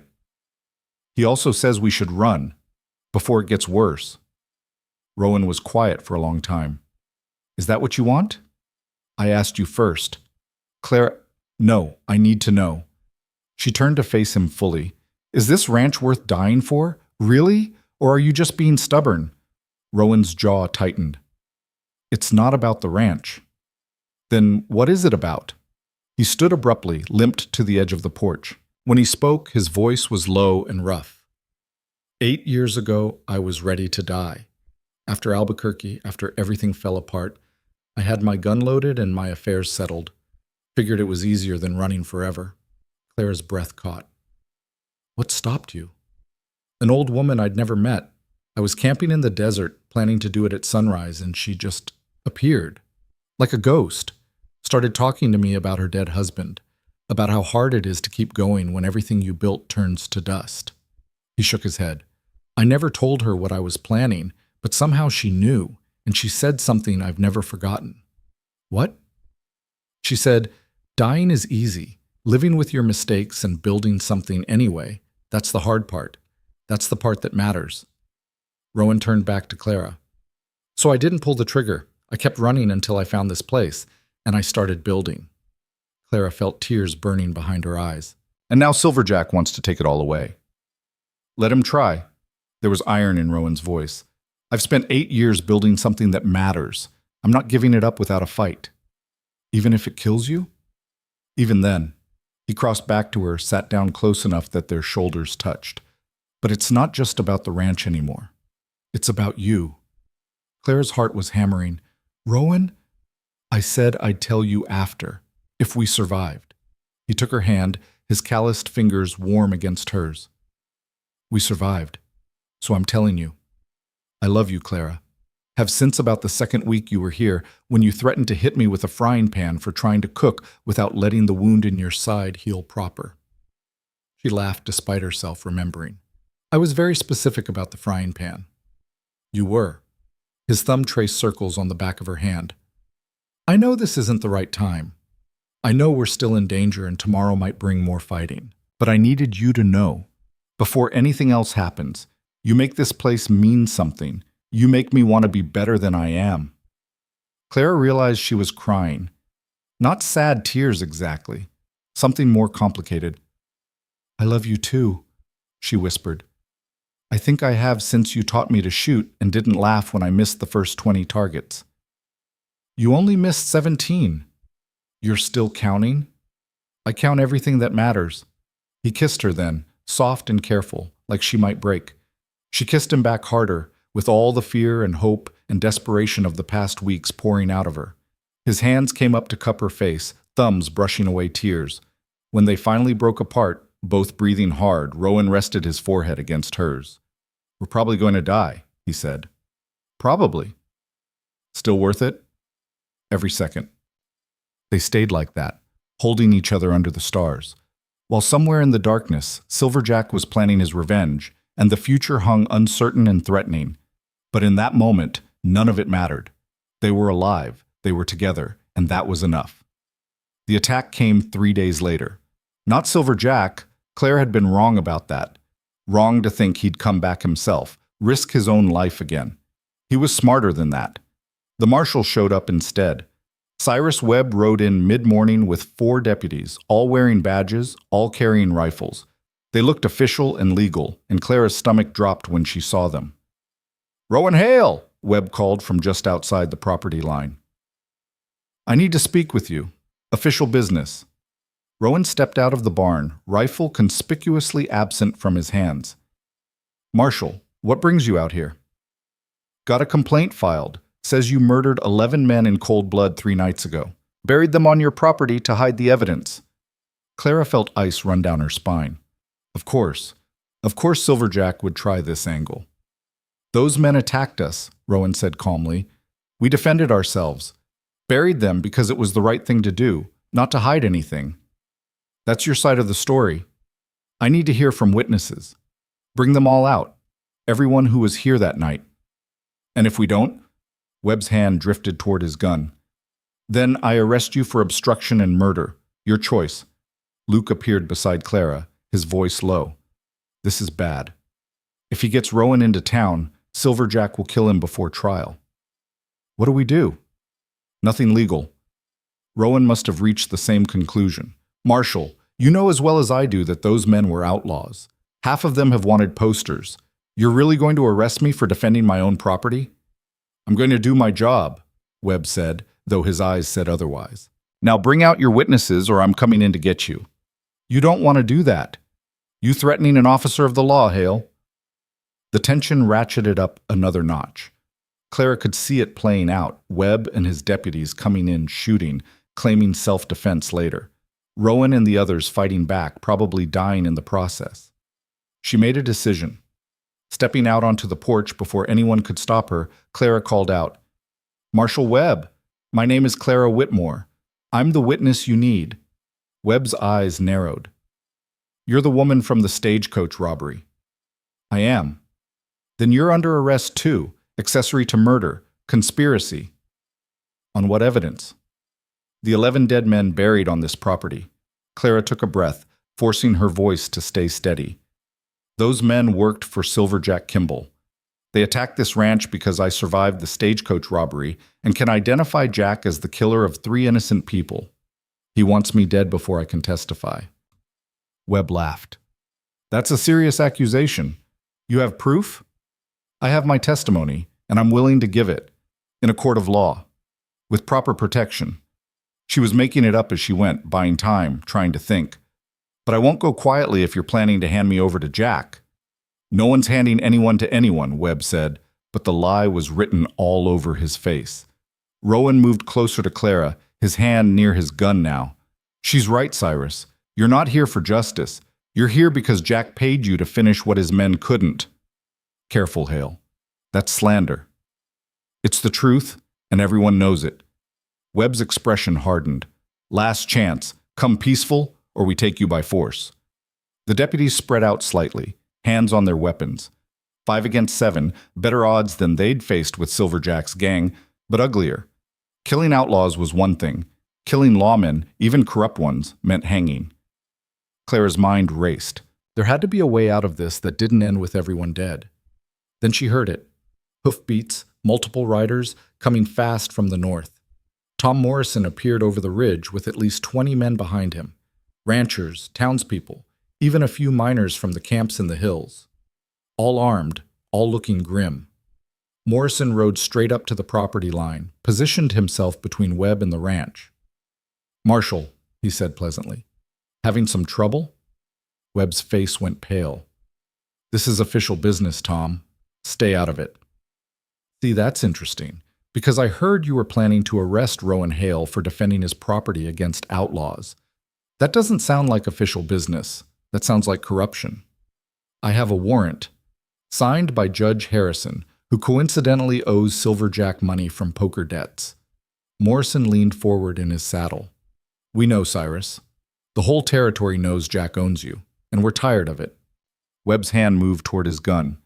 20 hammers clicked back in response. Morrison's men ready to fire.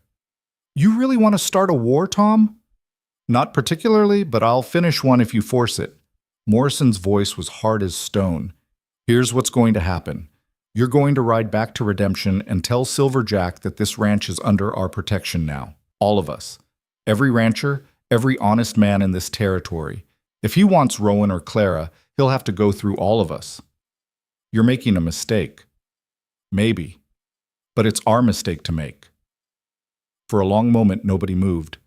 Then Webb turned his horse, jerked his head at his deputies. "This isn't over," he said. "Yes, it is," Morrison replied. "You just don't know it yet." Webb and his men rode off, leaving dust and tension in their wake. Clara's legs gave out. She sat down hard on the porch steps, shaking with reaction. They'd come so close, seconds away from a shootout that would have killed half of them. Morrison dismounted and walked over to Rowan. "Sorry we were late last time. Figured we owed you one." Rowan looked at the 20 men Morrison had brought. Neighbors, strangers, people who had no obligation to risk their lives for him. "Why?" he asked simply. Morrison shrugged. "Because it's right. Because we're tired of men like Silverjack running things. Because..." He glanced at Clara. "Because that woman crawled through the desert for 3 days and didn't die. That takes guts. Seems worth protecting."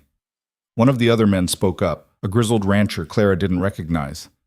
"Also heard you buried those outlaws proper. That says something about a man's character." Another voice. "And we're tired of being afraid. Jack's terrorized this territory long enough." Rowan looked overwhelmed. Not used to this. Community, support, people standing with him instead of against him. "Thank you," he said finally. The words seemed inadequate, but they were all he had. Morrison nodded. "We'll set up watches, rotate men through, keep eyes on the roads. If Jack comes back, he'll find more than he bargained for." True to his word, Morrison organized a rotation of guards, always at least 4 men on the property, armed and alert. It turned the ranch into something closer to a fort, but Clara felt safer than she had in weeks. Silverjack didn't come that day. Or the next? Or the one after that? A week passed, then 2. The tension slowly eased, though no one let their guard down completely. Life tried to return to something resembling normal. Cattle needed tending, fences needed fixing. The regular work of a ranch didn't stop just because outlaws were planning revenge. Luke and his men stayed too, setting up a camp near the barn. Danny's shoulder healed slowly, Ben's burns became scars, and they fell into routines that felt almost peaceful. Clara and Rowan didn't hide their relationship anymore. She moved into his room properly, slept in his arms instead of alone on a cot. It felt natural, inevitable, like something that had been waiting to happen since the moment he'd found her in the desert. They didn't talk about the future much. The future was too uncertain, too dangerous. They lived in the present, took happiness where they could find it. One evening, Clara was working in the garden, trying once again to coax vegetables from hostile soil, when she heard a horse approaching.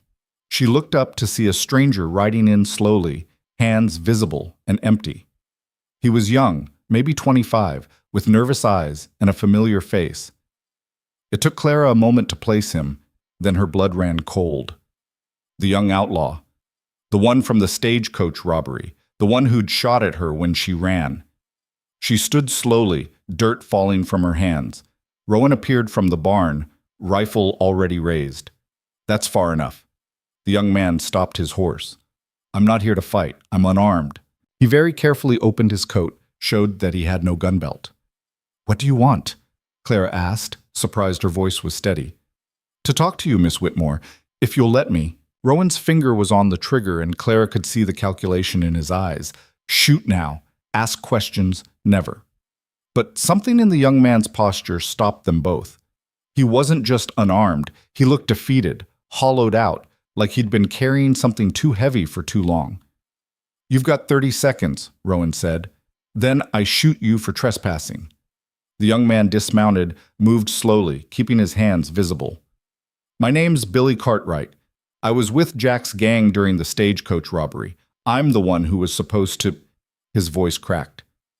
I'm the one who was supposed to kill you and that old woman. Clara felt her heart hammering. She remembered him so clearly, his shaking hands, the way he'd stood there frozen while she ran. You killed her, the old woman. I heard the shot. I fired into the air. Billy's eyes were red-rimmed, like he hadn't slept in days. Then I fired twice more in the dirt and told Jack you were both dead. He believed me because he wanted to, because he didn't want to do it himself. Silence stretched out. Luke had appeared from the barn, gun drawn. Charlie was on the porch, rifle aimed. Billy didn't look at any of them, just kept his eyes on Clara. Why are you here? She asked. Because I can't sleep. Haven't slept proper in 2 months. Every time I close my eyes, I see that old woman praying, see you running, see the driver's face when Jack shot him. Billy's hands were shaking now, just like they'd been that day. I signed on with Jack because I needed money. My ma's sick, needs medicine I can't afford. Thought robbing stagecoaches would be easy money. Didn't think about what it would cost. So you want absolution, Clara said flatly. You want me to tell you it's okay, you're forgiven, you can sleep at night. No. Billy shook his head. I want to help you kill him. Rowan lowered his rifle slightly. What? Silver Jack. I know where he is, what he's planning, when he's going to hit you next. I know everything. Billy took a step forward. Rowan's rifle came back up. I'm done running with him. I'm done being part of something that makes me hate myself, so I'm here to help. If you'll let me. Why should we trust you? Luke asked, moving closer. Could be a trap. Could be Jack sent you to get inside our defenses. Could be, Billy agreed. But I'm not. I swear on my mother's life I'm not. Clara studied him, looking for signs of deception. All she saw was exhaustion and guilt and something that looked like desperate hope. Tell us what you know, she said. Then we'll decide if you live or die. Billy nodded, accepting the terms without argument. Jack's in redemption. He's got maybe 8 men left from the original gang, plus he's hired 6 more. Mexicans from below the border, professionals who don't care about anything except money. He's planning to hit you during the full moon, 4 days from now. Figures the light will help his men see better, make it harder for you to hide in the dark. How's he planning to attack? Rowan asked. Fire. He's got barrels of lamp oil, plans to surround the ranch, pour oil on the buildings, and burn you out. Anyone who runs gets shot. Anyone who stays burns.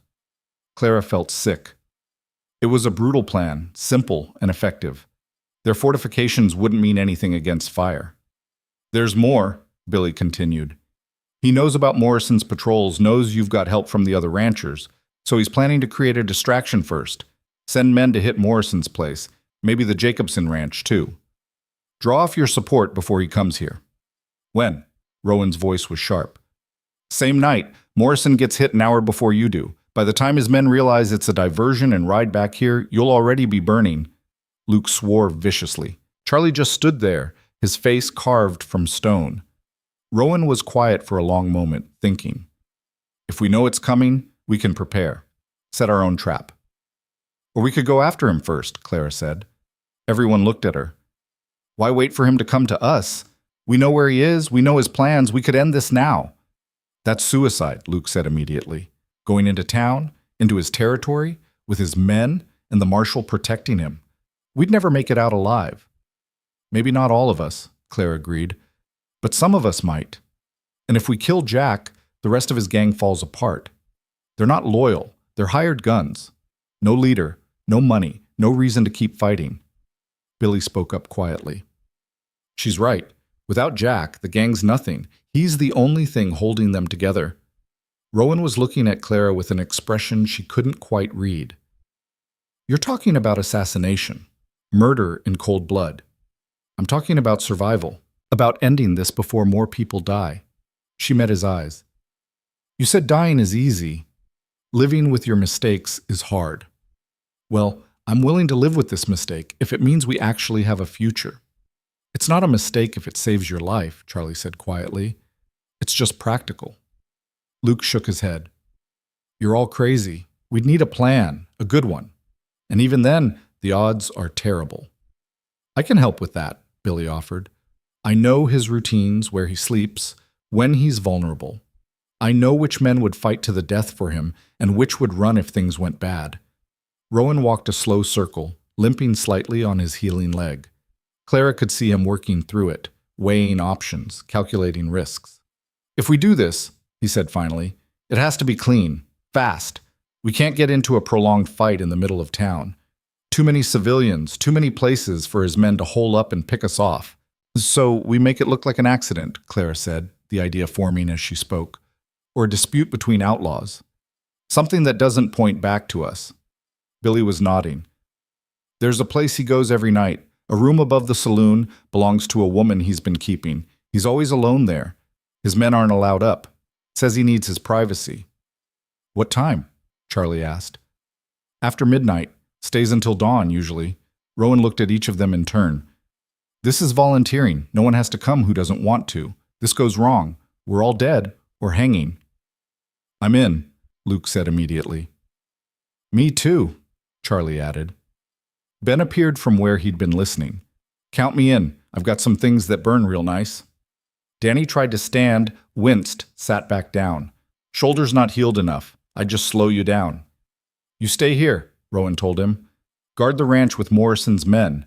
If we don't come back, you tell everyone what happened. Clara picked up her rifle. When do we leave? Clara, Rowan started. Don't, her voice was steeled. Don't you dare tell me to stay behind. He tried to kill me. He murdered innocent people. He's been hunting me for months. I have more right to be there than anyone. Rowan looked like he wanted to argue, but he knew her well enough by now to recognize when it was pointless. Fine, but you stay with me. You don't go off alone. You don't try to be a hero. Understood? Understood.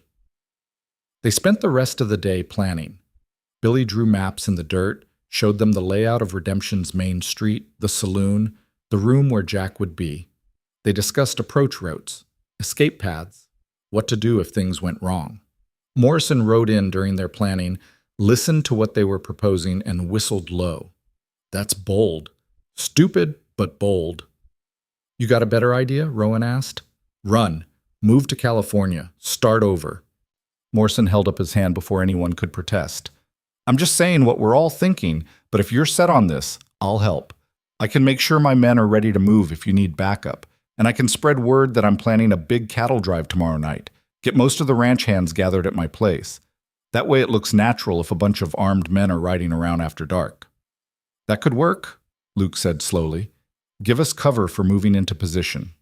They worked out the details until the sun went down. The plan was simple, which was good. Complicated plans fell apart the moment bullets started flying. They'd ride into Redemption separately at different times, looking like cowboys coming to town for a drink. Meet up at the livery stable after midnight. Billy would get them into the saloon through the back door. He still had a key from when he'd worked there before joining Jack's gang. Then up the stairs, into the room, and finish it fast. What about the woman? Clara asked. The one Jack keeps in the room. What happens to her? Everyone looked at Billy. Maria, he said quietly. She's not there by choice. Jack keeps her because she's pretty, and because he can. She'll probably help us if it means getting away from him. Probably isn't good enough, Clara said.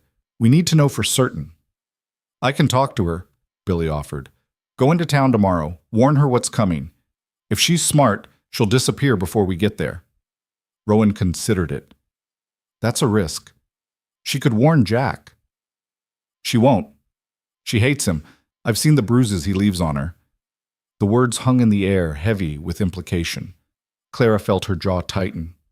Another reason to end this, as if she needed more.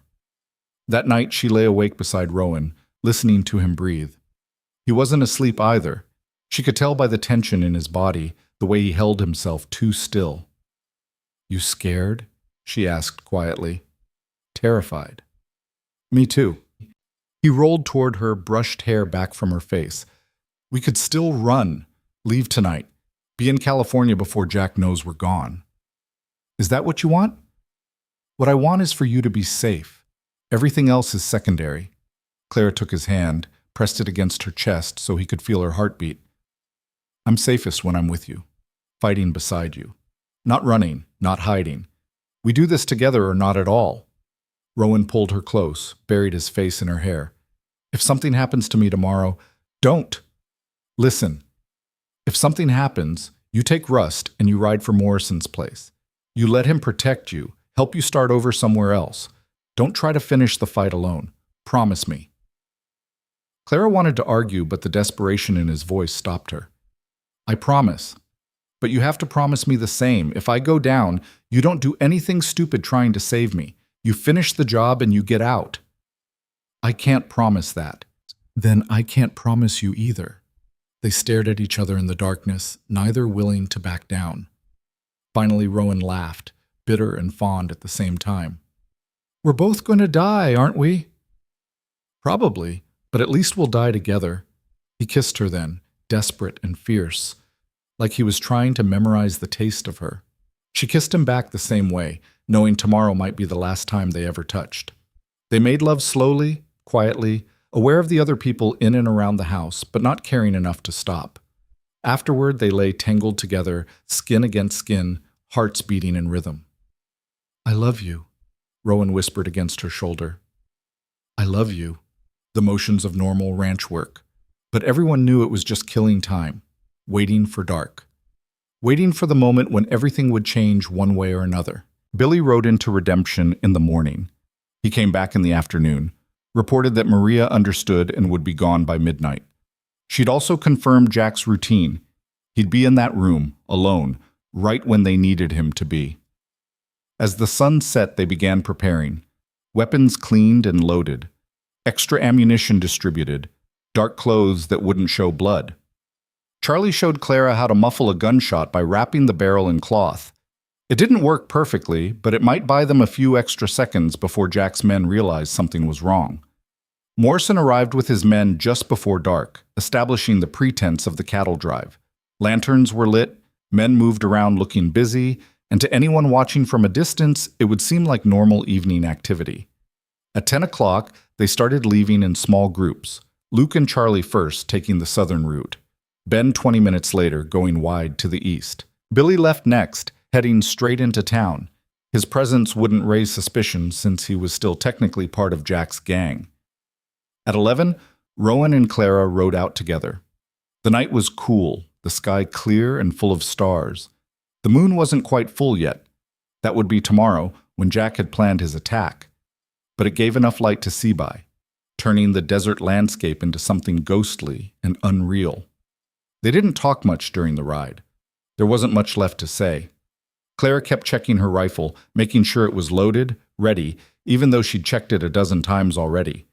Nervous energy with nowhere to go. Halfway to town, Rowan reined up suddenly. "What?"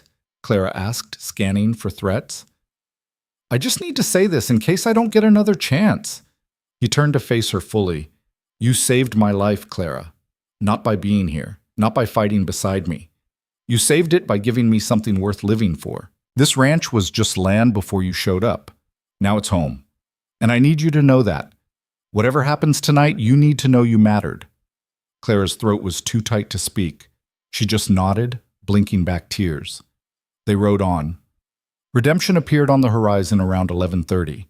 The town was quiet, most of the buildings dark except for the saloon, which glowed with lamplight and rang with piano music and drunken laughter. They left their horses at the livery stable where Luke and Charlie were already waiting in the shadows. Ben arrived 5 minutes later, breathing hard from his ride. "Everyone's in position," he reported. "Billy's at the saloon. Says Jack went upstairs about 20 minutes ago." Rowan checked his pocket watch. "We move in 10 minutes. Clara, you're with me and Luke. Charlie, Ben, you watch the exits. Anyone comes out who isn't us, you put them down quiet. Billy's going to make sure the back door stays unlocked." They synchronized their movements. 8 minutes to get into position, 2 minutes to get up the stairs. Then it would be over, one way or another. Clara's hands weren't shaking anymore. She felt calm, focused, like she'd moved past fear into some other state entirely. This was happening. No more waiting, no more worrying, just action. They moved through the shadows behind the buildings, avoiding the main street. The saloon loomed ahead, 3 stories of weathered wood and peeling paint. Music drifted from the windows, along with smoke and the smell of cheap whiskey. Billy was waiting at the back door, just like he'd promised. He nodded to them, pushed the door open silently. Inside was a narrow hallway, stairs leading up. The sounds from the saloon proper were muffled here, distant.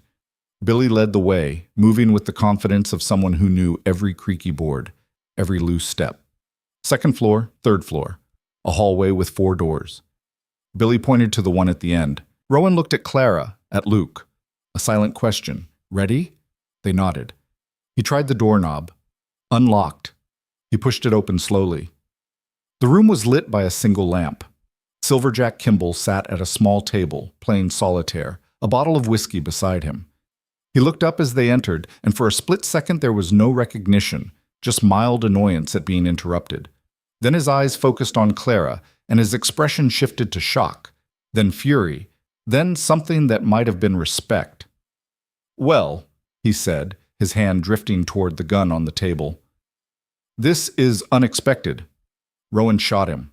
No warning, no speeches, no giving him a chance to reach his weapon. Just raised his rifle and fired, the bullet catching Jack in the chest, slamming him backward out of his chair. The gunshot was deafening in the small room.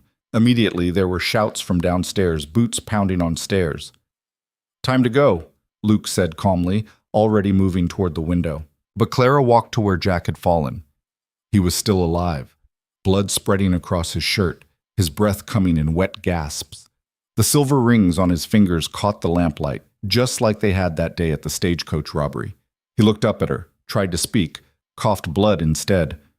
"This is for the driver," Clara said quietly. "For the old couple. For the salesman. For every person you hurt because you could." She shot him twice more, once for each person she'd watched him kill. Then Jack's eyes went empty and he stopped breathing. "Clara," Rowan grabbed her arm, "we have to move." She let him pull her toward the window. Billy had already gone out, rappelling down using a rope he'd hidden there earlier. Luke went next, then Clara, the rope burning her hands as she descended. They hit the ground running. Behind them, men were pouring out of the saloon, shouting, confused. A gunshot cracked. Charlie or Ben, taking out someone who got too close. Clara ran harder than she'd ever run in her life, following Rowan through the darkness between buildings.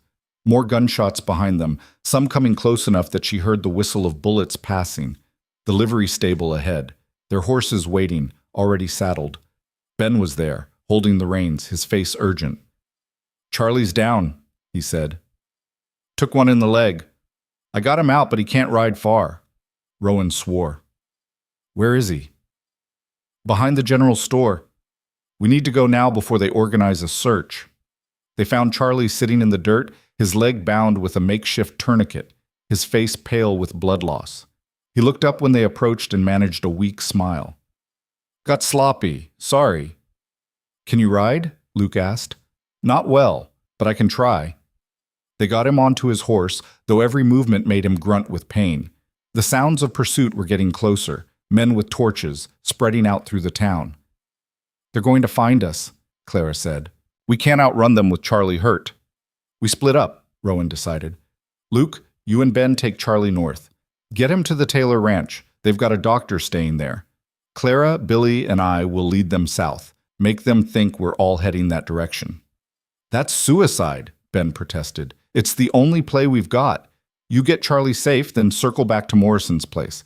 Tell them what happened." There was no time to argue. Luke and Ben took off with Charlie slumped between them, heading into the darkness to the north. Rowan, Clara, and Billy swung onto their horses and rode south, making no effort to hide their trail. Behind them, the pursuit followed like hounds after blood. They rode hard through the desert night, the horses breathing heavy, foam flying from their mouths. Clara could hear riders behind them, maybe a dozen, gaining slowly. Her horse was good but not great, already tiring from the hard run. Billy pulled alongside. There's a canyon about 2 miles ahead, narrow entrance, high walls. We could make a stand there. We'd be trapped, Rowan said. We're trapped now. At least there we could defend ourselves. Rowan looked back at the pursuing torches, looked at Clara, made his decision. Lead the way. The canyon appeared out of the darkness like a wound in the earth. The entrance was barely wide enough for a horse, the walls rising steep on either side. They rode in single file, the sound of hoofbeats echoing strangely off stone. 50 yards in, the canyon widened into a small bowl maybe 30 feet across. A dead end. They dismounted, slapped the horses' rumps to send them running deeper into the canyon, then took positions behind rocks near the entrance. The pursuers arrived minutes later. Claire could see them silhouetted against the night sky, maybe 15 men with torches and guns. Someone shouted, "They went in the canyon! We got them trapped!" Rowan leaned close to Clara. When I say run, you run. Deeper into the canyon. There's supposed to be a way out on the eastern wall, a crack you can climb through. You get out, you don't look back. I'm not leaving you. Clara, please. If you love me, you'll run when I tell you to. Before she could answer, the first men entered the canyon. Rowan opened fire, and the world exploded into noise and violence and chaos. Men fell, screaming. Others returned fire, bullets ricocheting off stone with sounds like angry bees. Billy was shooting too, methodical and calm. Clara joined in, trying to make every shot count, knowing their ammunition wouldn't last forever. But there were too many.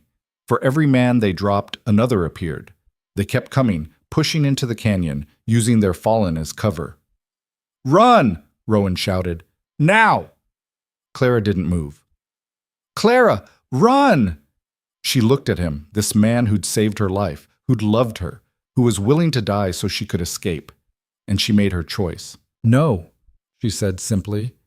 "We fight together, or we die together. That's the deal." Rowan stared at her for a heartbeat. Then something in his expression shifted. Not acceptance, exactly. Something deeper. Recognition that some battles you fight even when you know you'll lose. He turned back to the fight, and they stood together side by side, firing into the darkness. Billy went down first, a bullet catching him in the throat. He made a sound like surprise, touched the wound like he couldn't believe it was real, then collapsed. The attackers were 10 yards away now, close enough that Clara could see their faces in the torchlight. She recognized one, a deputy who'd ridden with Marshal Webb. Another was one of the men from the failed attack on the ranch. She shot the deputy, missed, shot again. He went down. Her rifle clicked empty. She dropped it, pulled the pistol from her belt. Rowan was still firing, but she could hear the desperation in each shot. They were going to be overrun in seconds. Clara thought about everything that had led to this moment. The stagecoach robbery. The desert. Rowan finding her, learning to shoot, falling in love, fighting for something that mattered. She thought, this is a good way to die. Then she heard it, a sound like thunder, dozens of hoofbeats approaching fast. The attackers heard it too, started turning, confusion on their faces. Morrison appeared at the canyon entrance with at least 30 men behind him. They came in shooting, and suddenly the hunters became the hunted. The fight lasted maybe 2 minutes. Jack's men tried to fight, tried to retreat, but there was nowhere to go. They were caught between Morrison's forces and Rowan's position, and they broke like water against rock. When the shooting stopped, 11 men lay dead or dying in the canyon. The rest had thrown down their weapons, hands raised, begging for mercy. Morrison dismounted, walked through the carnage to where Rowan and Clara stood. His face was grim. "You killed Silver Jack." "Yeah," Rowan said. "Good. That bastard's had it coming for years." Morrison looked at the dead men scattered around the canyon floor. "But you stirred up a hornet's nest. Half the territory's going to want your head for this." "I know." "The other half's going to call you a hero." Rowan laughed, bitter and exhausted. I'm not a hero. I'm just a man who was tired of running. Clara stepped close to him, took his hand. We're both tired of running. Morrison studied them for a long moment. Then he smiled, genuine warmth in it. Well then, I guess we better make sure you don't have to run anymore. Morrison's promise turned out to be more complicated than Clara had hoped. They buried Billy Cartwright that night in the canyon where he'd fallen, using rocks to mark the grave since the ground was too hard for digging.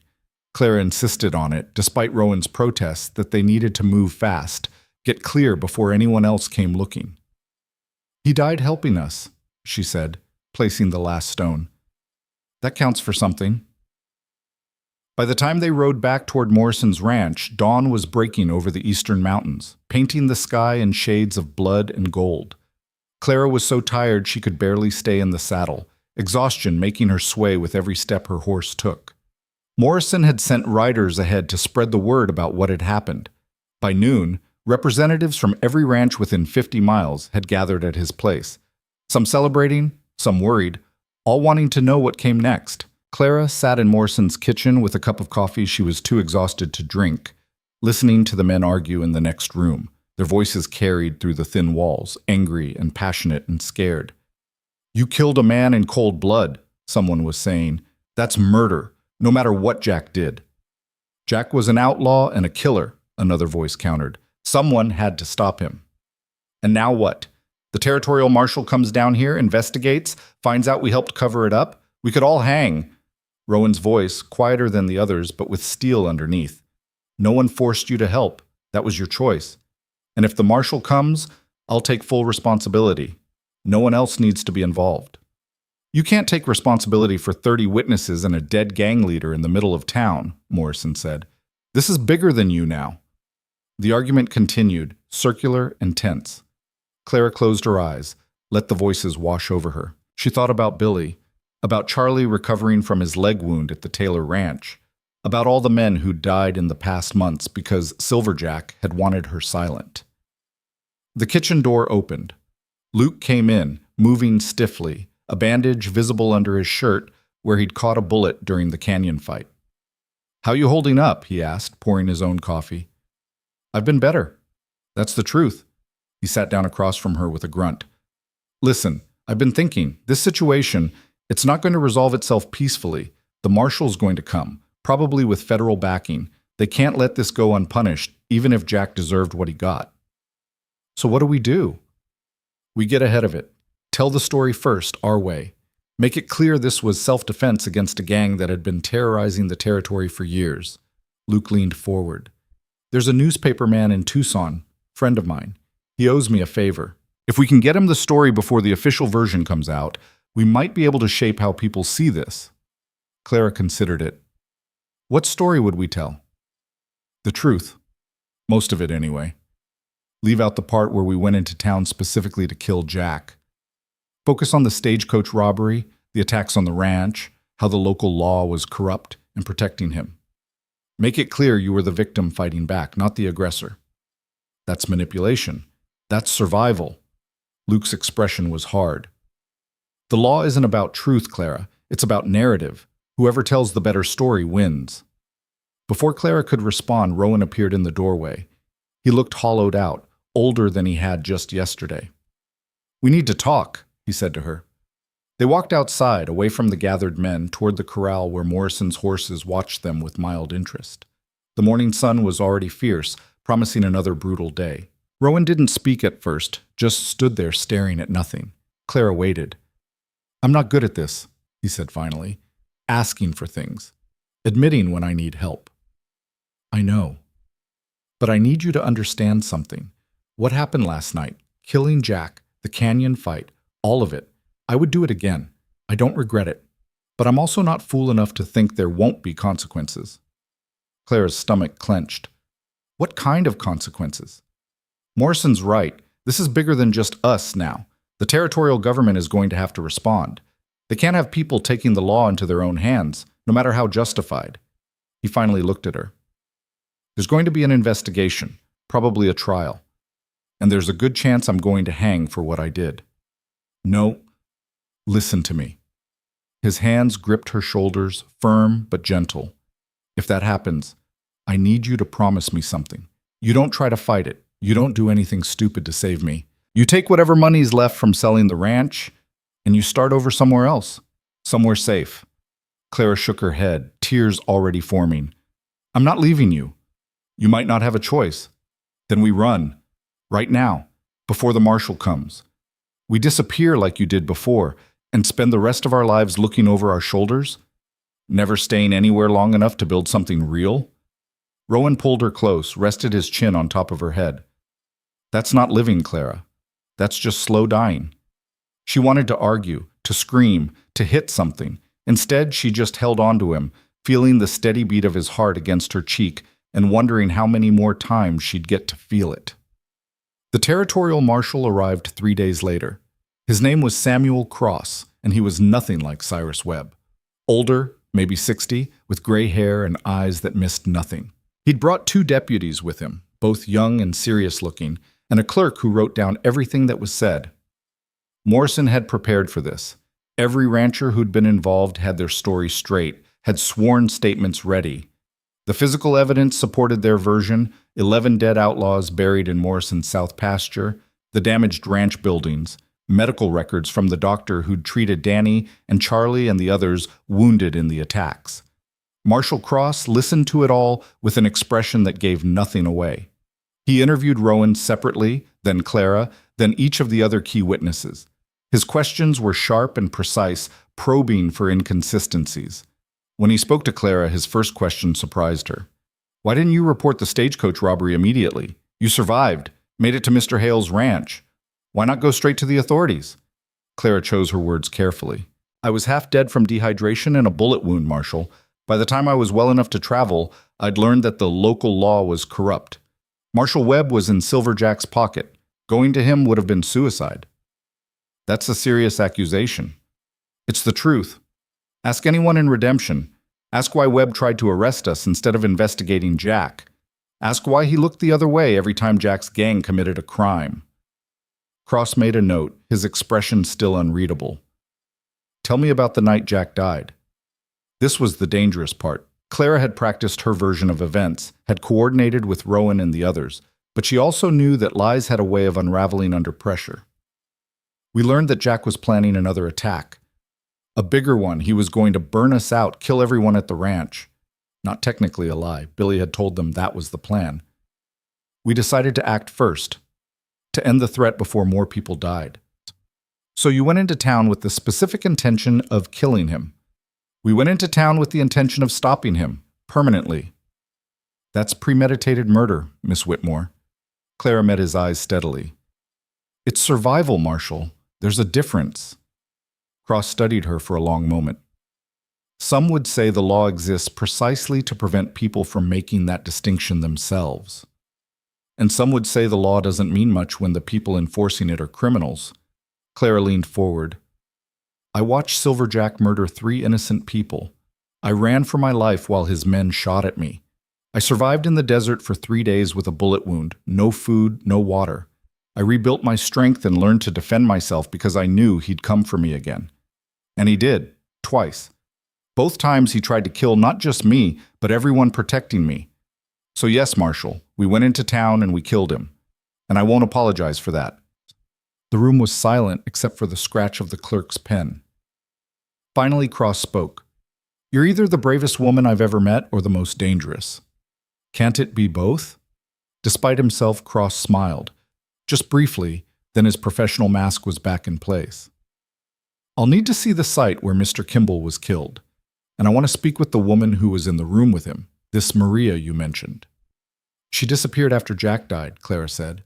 No one's seen her since. Convenient. Smart. Would you stay in Redemption after everything that happened? Cross made another note, then stood. Thank you for your time, Miss Whitmore. I may have more questions later. The investigation continued for a week. Cross was thorough, interviewing everyone who had any connection to the events. He rode out to Rowan's ranch, examined the defensive fortifications, the graves of the outlaws killed in the first attack. He went into Redemption, spoke to townspeople, searched the room where Jack had died. Clara tried to continue with normal life during this time. but it was impossible. Every morning she woke wondering if this would be the day Cross decided to arrest Rowan. Every evening she went to sleep grateful that it hadn't happened yet. Rowan was quieter than usual, withdrawn into himself. He spent long hours working on the ranch, fixing things that didn't really need fixing, avoiding conversation. Clara recognized it as fear, the same kind she felt, but she didn't know how to comfort him when she was barely holding herself together. On the 8th day, Marshal Cross called everyone together at Morrison's ranch again. Clara's hands were shaking as she took her seat. Rowan sat beside her, his face carefully blank. Morrison, Luke, Charlie, everyone who'd been involved, filled the room, waiting. Cross stood at the front, his deputies flanking him. He held a sheaf of papers, his expression grave. "I've completed my investigation into the death of Jack Kimball and the events surrounding it," he began. "I've interviewed over 40 witnesses, examined physical evidence, and reviewed the criminal history of Mr. Kimball and his known associates." The room held its breath. "Here's what I've determined. Jack Kimball was wanted in 3 territories for robbery, murder, and various other crimes. He led a gang that terrorized this region for over 5 years. The local law enforcement, specifically Marshal Cyrus Webb, was corrupt and actively protected Kimball's operations in exchange for monetary compensation." Cross paused. Let that sink in. "Furthermore, I've confirmed that Miss Clara Whitmore was indeed a witness to a stagecoach robbery committed by Kimball's gang and that she survived an attempted murder. I've also confirmed that Mr. Rowan Hale's property was attacked twice by Kimball's men, resulting in multiple casualties among the attackers."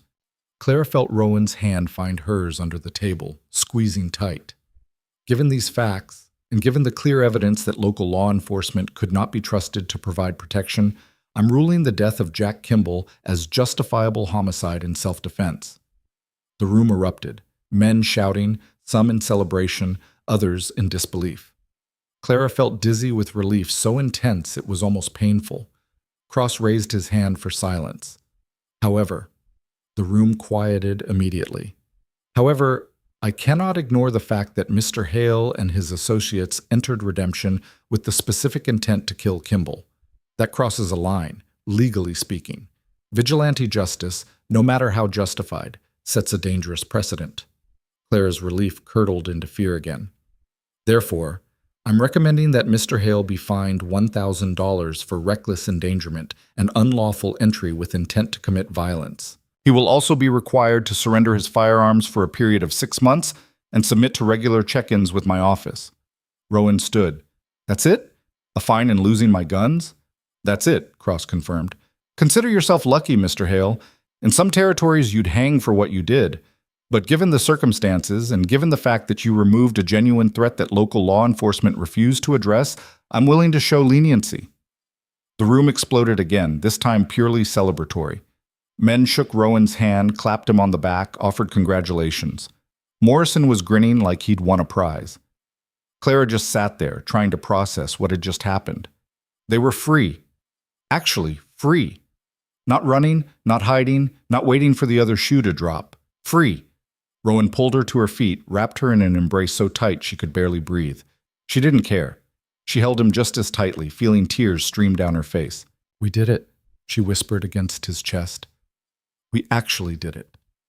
"You did it," Rowan corrected. "I would have given up a dozen times if you hadn't been there." Cross approached them, his expression softer now that the official business was done. "Miss Whitmore, there's one more thing. The territorial government is offering a reward for information leading to the dismantling of Kimball's gang. Since you were instrumental in that outcome, you're entitled to the full amount, $5,000. Clara stared at him. $5,000? "It's yours. Should be processed within the month." Cross handed her a document. "You've earned it." After he left, after the celebration had died down and people had started drifting home, Clara and Rowan stood alone on Morrison's porch, watching the sun set. $5,000, Clara said, still trying to wrap her mind around it. "That's more money than I've ever imagined having. What are you going to do with it?" She looked at him, this man who'd saved her life and given her a future. "I was thinking we could use it to expand the ranch, buy more cattle, maybe hire some help, build something that lasts." Rowan was quiet for a moment. "We? Well, you did say we were partners. Equal shares, remember?" Clara, that money's yours. You don't have to. I want to. She took his hand. This ranch, this life, it's mine too now. I want to invest in it, in us. Unless you're having second thoughts about the partnership? Rowan laughed, and Clara realized it was the first time she'd heard him truly laugh in weeks. No second thoughts, none at all. He kissed her there on the porch, gentle and sweet, and Clara felt something settle in her chest. Not the absence of fear. She didn't think the fear would ever completely go away. But something stronger. Hope, maybe. Or just the certainty that whatever came next, they'd face it together.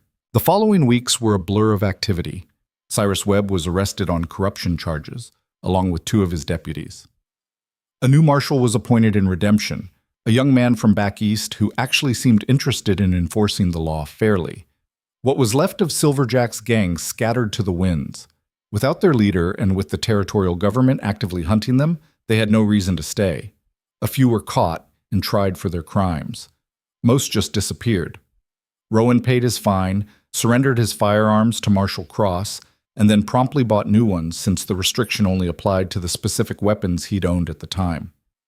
Cross pretended not to notice. The ranch slowly transformed. With Clara's reward money, they bought 50 head of cattle and 2 good breeding horses. They hired 2 ranch hands, young men from Redemption who needed work and didn't mind hard labor. They repaired all the damage from the attacks, added a new room to the house, fixed the barn properly so it no longer leaned. Charlie stayed on after his leg healed, claiming he had nowhere better to be. Luke and Ben drifted off eventually, back to whatever lives they'd left behind, but they promised to visit, and Clara believed them. Danny surprised everyone by asking if he could stay permanently. "I'm tired of drifting," he said. "This place feels like somewhere I could belong." Rowan hired him on the spot. Clara found herself settling into ranch life in ways she never expected. The work was hard, endless, often frustrating, but it was real in a way her life in Philadelphia had never been. Every fence she helped mend, every calf she helped birth, every meal she cooked for the hands, it all mattered. It all contributed to something larger than herself. 3 months after Silverjack's death, Clara rode into Redemption for supplies. The town had changed in subtle ways, cleaner, quieter, less of the desperate edge that had characterized it before. People nodded to her on the street, called her by name, treated her like she belonged. She was loading sacks of flour into the wagon when she saw a notice on the general store's bulletin board. The town was looking for a teacher. The previous one had left after Silverjack's gang had terrorized her family, and no one had been willing to take the position since. But now, with the gang gone and law restored, they were trying again. Clara stared at the notice for a long time. That night, she brought it up with Rowan over dinner. "I saw they're looking for a teacher in town." "Yeah?" Rowan was focused on his food, not reading her tone. "I was thinking I might apply." Now he looked up. "You want to leave the ranch?" "Not leave, just spend a few days a week in town, teaching children. It was what I came out here for originally, before everything happened." Clara set down her fork. "I love this life, Rowan. I love the ranch. I love working with you. But I also miss using my mind in different ways, miss the idea of shaping young people's futures." Rowan was quiet, thinking. "It's a 4-hour ride each way. You'd have to stay in town during the week. There's a boarding house. Mrs. Chen runs it. Very respectable.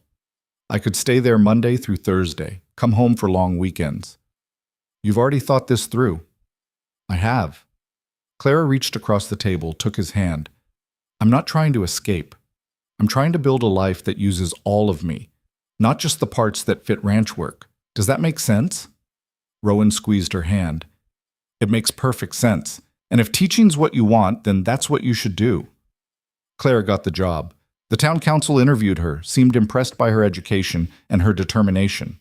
The fact that she'd been instrumental in removing Silverjack didn't hurt either. Parents felt their children would be safe with a teacher who could handle herself.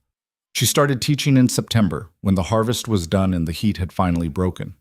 15 students, ages 6 to 14, crammed into a one-room schoolhouse that smelled like chalk dust and old wood. Clara loved it immediately. Teaching was different from ranch work, but no less satisfying. Watching a child's face light up when they finally understood a difficult concept, seeing them progress from barely reading to devouring books, it filled something in her that hard physical labor couldn't touch. She taught them reading, writing, arithmetic, geography. She told them stories about Philadelphia and the journey west, about surviving hardship, about building something from nothing. She never mentioned the violence, the fear, the desperate fights for survival. But the lessons were there, woven into everything she taught. The routine settled into comfortable rhythm. Monday through Thursday in town, teaching and staying at Mrs. Chen's boarding house. Friday through Sunday at the ranch, working alongside Rowan and the hands, living the life she'd chosen. It wasn't perfect. She missed Rowan during the week, missed the ranch.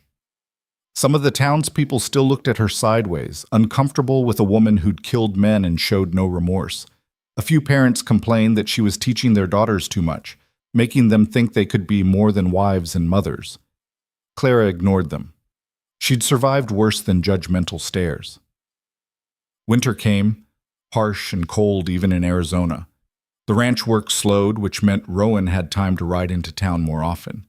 He'd sit in the back of the schoolhouse sometimes, watching her teach, and Clara would catch his eye and smile. One evening, after the students had gone home and the stove was banked for the night, Rowan appeared with something tucked under his arm.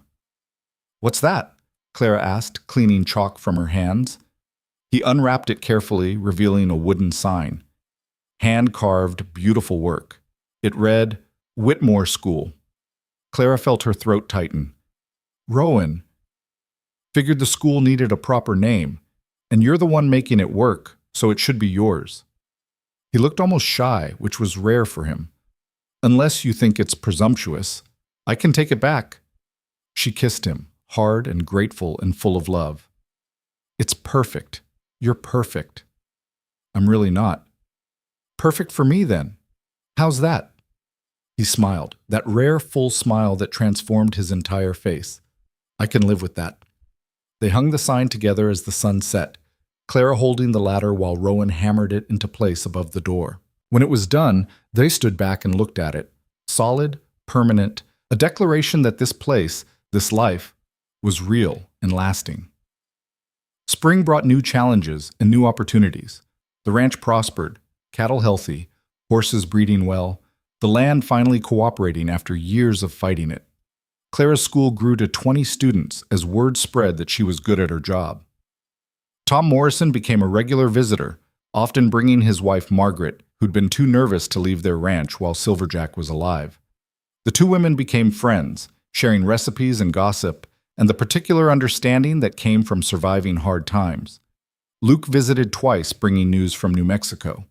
The Cortez family had finally been brought down on federal charges, their empire crumbling. Rowan's name had been cleared officially, though it didn't matter much anymore. He'd built a new life that didn't require vindication from the old one. On a warm May evening, 6 months after Silverjack's death, Rowan asked Clara to marry him. They were on the porch, watching the stars come out, when he simply said, "I want you to be my wife." Not a question exactly, but Clara understood what he was asking. "Legally or just in practice?" she asked. "Because we've been living like married folks for a while now." "Both, all of it. I want it official. I want everyone to know you're mine and I'm yours." He pulled out a ring, simple gold band, nothing fancy. "I know it's not much. It's everything." Clara took the ring, slipped it on her finger. Perfect fit. "Yes, absolutely yes." They married in June, in the schoolhouse because it seemed appropriate. Morrison gave Clara away. Margaret stood up with her. Luke and Charlie and Ben all made the trip back for the ceremony. Half the territory showed up, it seemed like, ranchers and townspeople, and even Marshal Cross, who developed a grudging respect for them both. The ceremony was simple, no religious elements since neither of them was particularly devout. Just promises made in front of witnesses. Two people committing to build a life together in a land that didn't forgive weakness. The party afterward lasted until dawn, music and dancing and enough whiskey to float a ship. Clara danced with Rowan until her feet hurt, then kept dancing anyway because she was happy, truly happy, in a way she'd never been before. As the sun rose and the guests finally started drifting home, Clara and Rowan sat together on the schoolhouse steps, exhausted and content. No regrets? Rowan asked. Clara thought about everything that had brought them to this moment. The stagecoach robbery, the desert, the violence, the fear. All the ways she'd been broken and rebuilt into someone stronger. None, she said honestly. Not a single one. Life continued as it does. Seasons turned, years passed. The ranch prospered. Clara's school became an institution, teaching children who would grow up to build the territory into something civilized and lawful.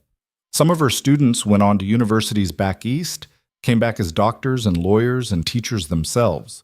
Rowan never fully lost his wariness, his tendency to check the horizon for threats, but he learned to relax more, to trust that the danger had passed. The scars from his past faded, though they never disappeared entirely. Clara never forgot the people who'd died, the stagecoach passengers, Billy Cartwright, the young outlaw who'd tried to save her. She thought about them sometimes, late at night, and wondered if things could have gone differently. But she didn't dwell on it. The past was done, unchangeable. The future was what mattered, and the future was bright with possibility. 5 years after Silverjack's death, Clara gave birth to a daughter. They named her Sarah, after the old woman from the stagecoach, the one Billy had claimed to spare. Clara never knew if that part of his story was true, but she chose to believe it. Sarah grew up strong and willful, equally comfortable in a schoolroom or on horseback. She had Clara's determination and Rowan's quiet strength, and Clara knew she'd be okay no matter what the world threw at her. The territory changed around them. Roads improved, law enforcement became more reliable. Civilization crept slowly across the desert. It was no longer quite so wild, quite so dangerous. Clara wasn't sure if that was good or bad. But it was change, and change was inevitable. On Clara's 35th birthday, Rowan gave her a leather-bound journal. "For writing down your story," he said. "So Sarah knows where she came from, who her mother really was." Clara opened it to the first page, smooth and blank and full of potential. She thought about what story she'd tell, how much truth, how much to leave out to protect her daughter from the worst of it. Then she decided, all of it, the whole truth, ugly and beautiful and complicated, because that's what life was. Not a neat narrative with clear heroes and villains, just people making choices, surviving, trying to build something that lasted. She started writing that night, by lamplight, while Rowan read beside her and Sarah slept peacefully in the next room. Started with the stagecoach robbery, with the moment her old life ended and her new one began in blood and terror. She wrote about the desert, about being found, about learning to fight, about falling in love with a broken man in a broken land and discovering that broken things could still be beautiful. She wrote about killing, about the weight of taking a life and the necessity of it when all other choices led to death. She wrote about building a ranch and a school and a family from nothing but determination and hard work and love. She wrote until her hand cramped, until the lamp burned low, until Rowan gently took the pen from her fingers and said it was time for sleep. But she'd started. The story was begun, and she'd finish it eventually.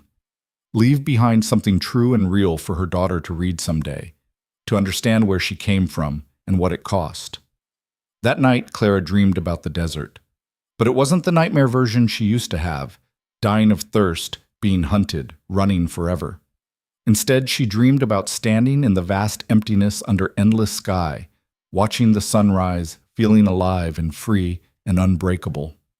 She woke to Rowan's arms around her, Sarah's soft breathing from the next room, morning light streaming through windows of a house they'd built together. Outside, the land stretched away to the horizon, harsh and beautiful and unforgiving. The same land that had nearly killed her, that had tested her in ways she'd never imagined. The same land she'd claimed as her own, where she'd built a life that mattered. Clara Whitmore, seamstress, governess, survivor, fighter, teacher, wife, mother, smiled in the early morning light and thought about all the versions of herself that had led to this moment. She'd been broken in the desert, yes, but she'd also been forged there, tempered into something stronger than she'd ever been in Philadelphia's safe, soft world. The ranch needed work today. There was always work. Fences to mend, cattle to check, 1,000 small tasks that kept a place like this running. The school needed her too, students waiting to learn, minds ready to be shaped. And her family needed her most of all. Clara rose from bed, careful not to wake Rowan, and started her day the way she started every day now, with purpose, with direction, with the absolute certainty that she was exactly where she was supposed to be. The past was buried, like the men in Morrison's South Pasture and the graves in the canyon. The future was unwritten, full of possibility and promise.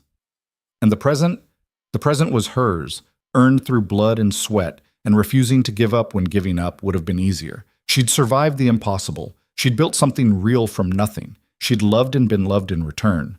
That was enough. More than enough. That was everything.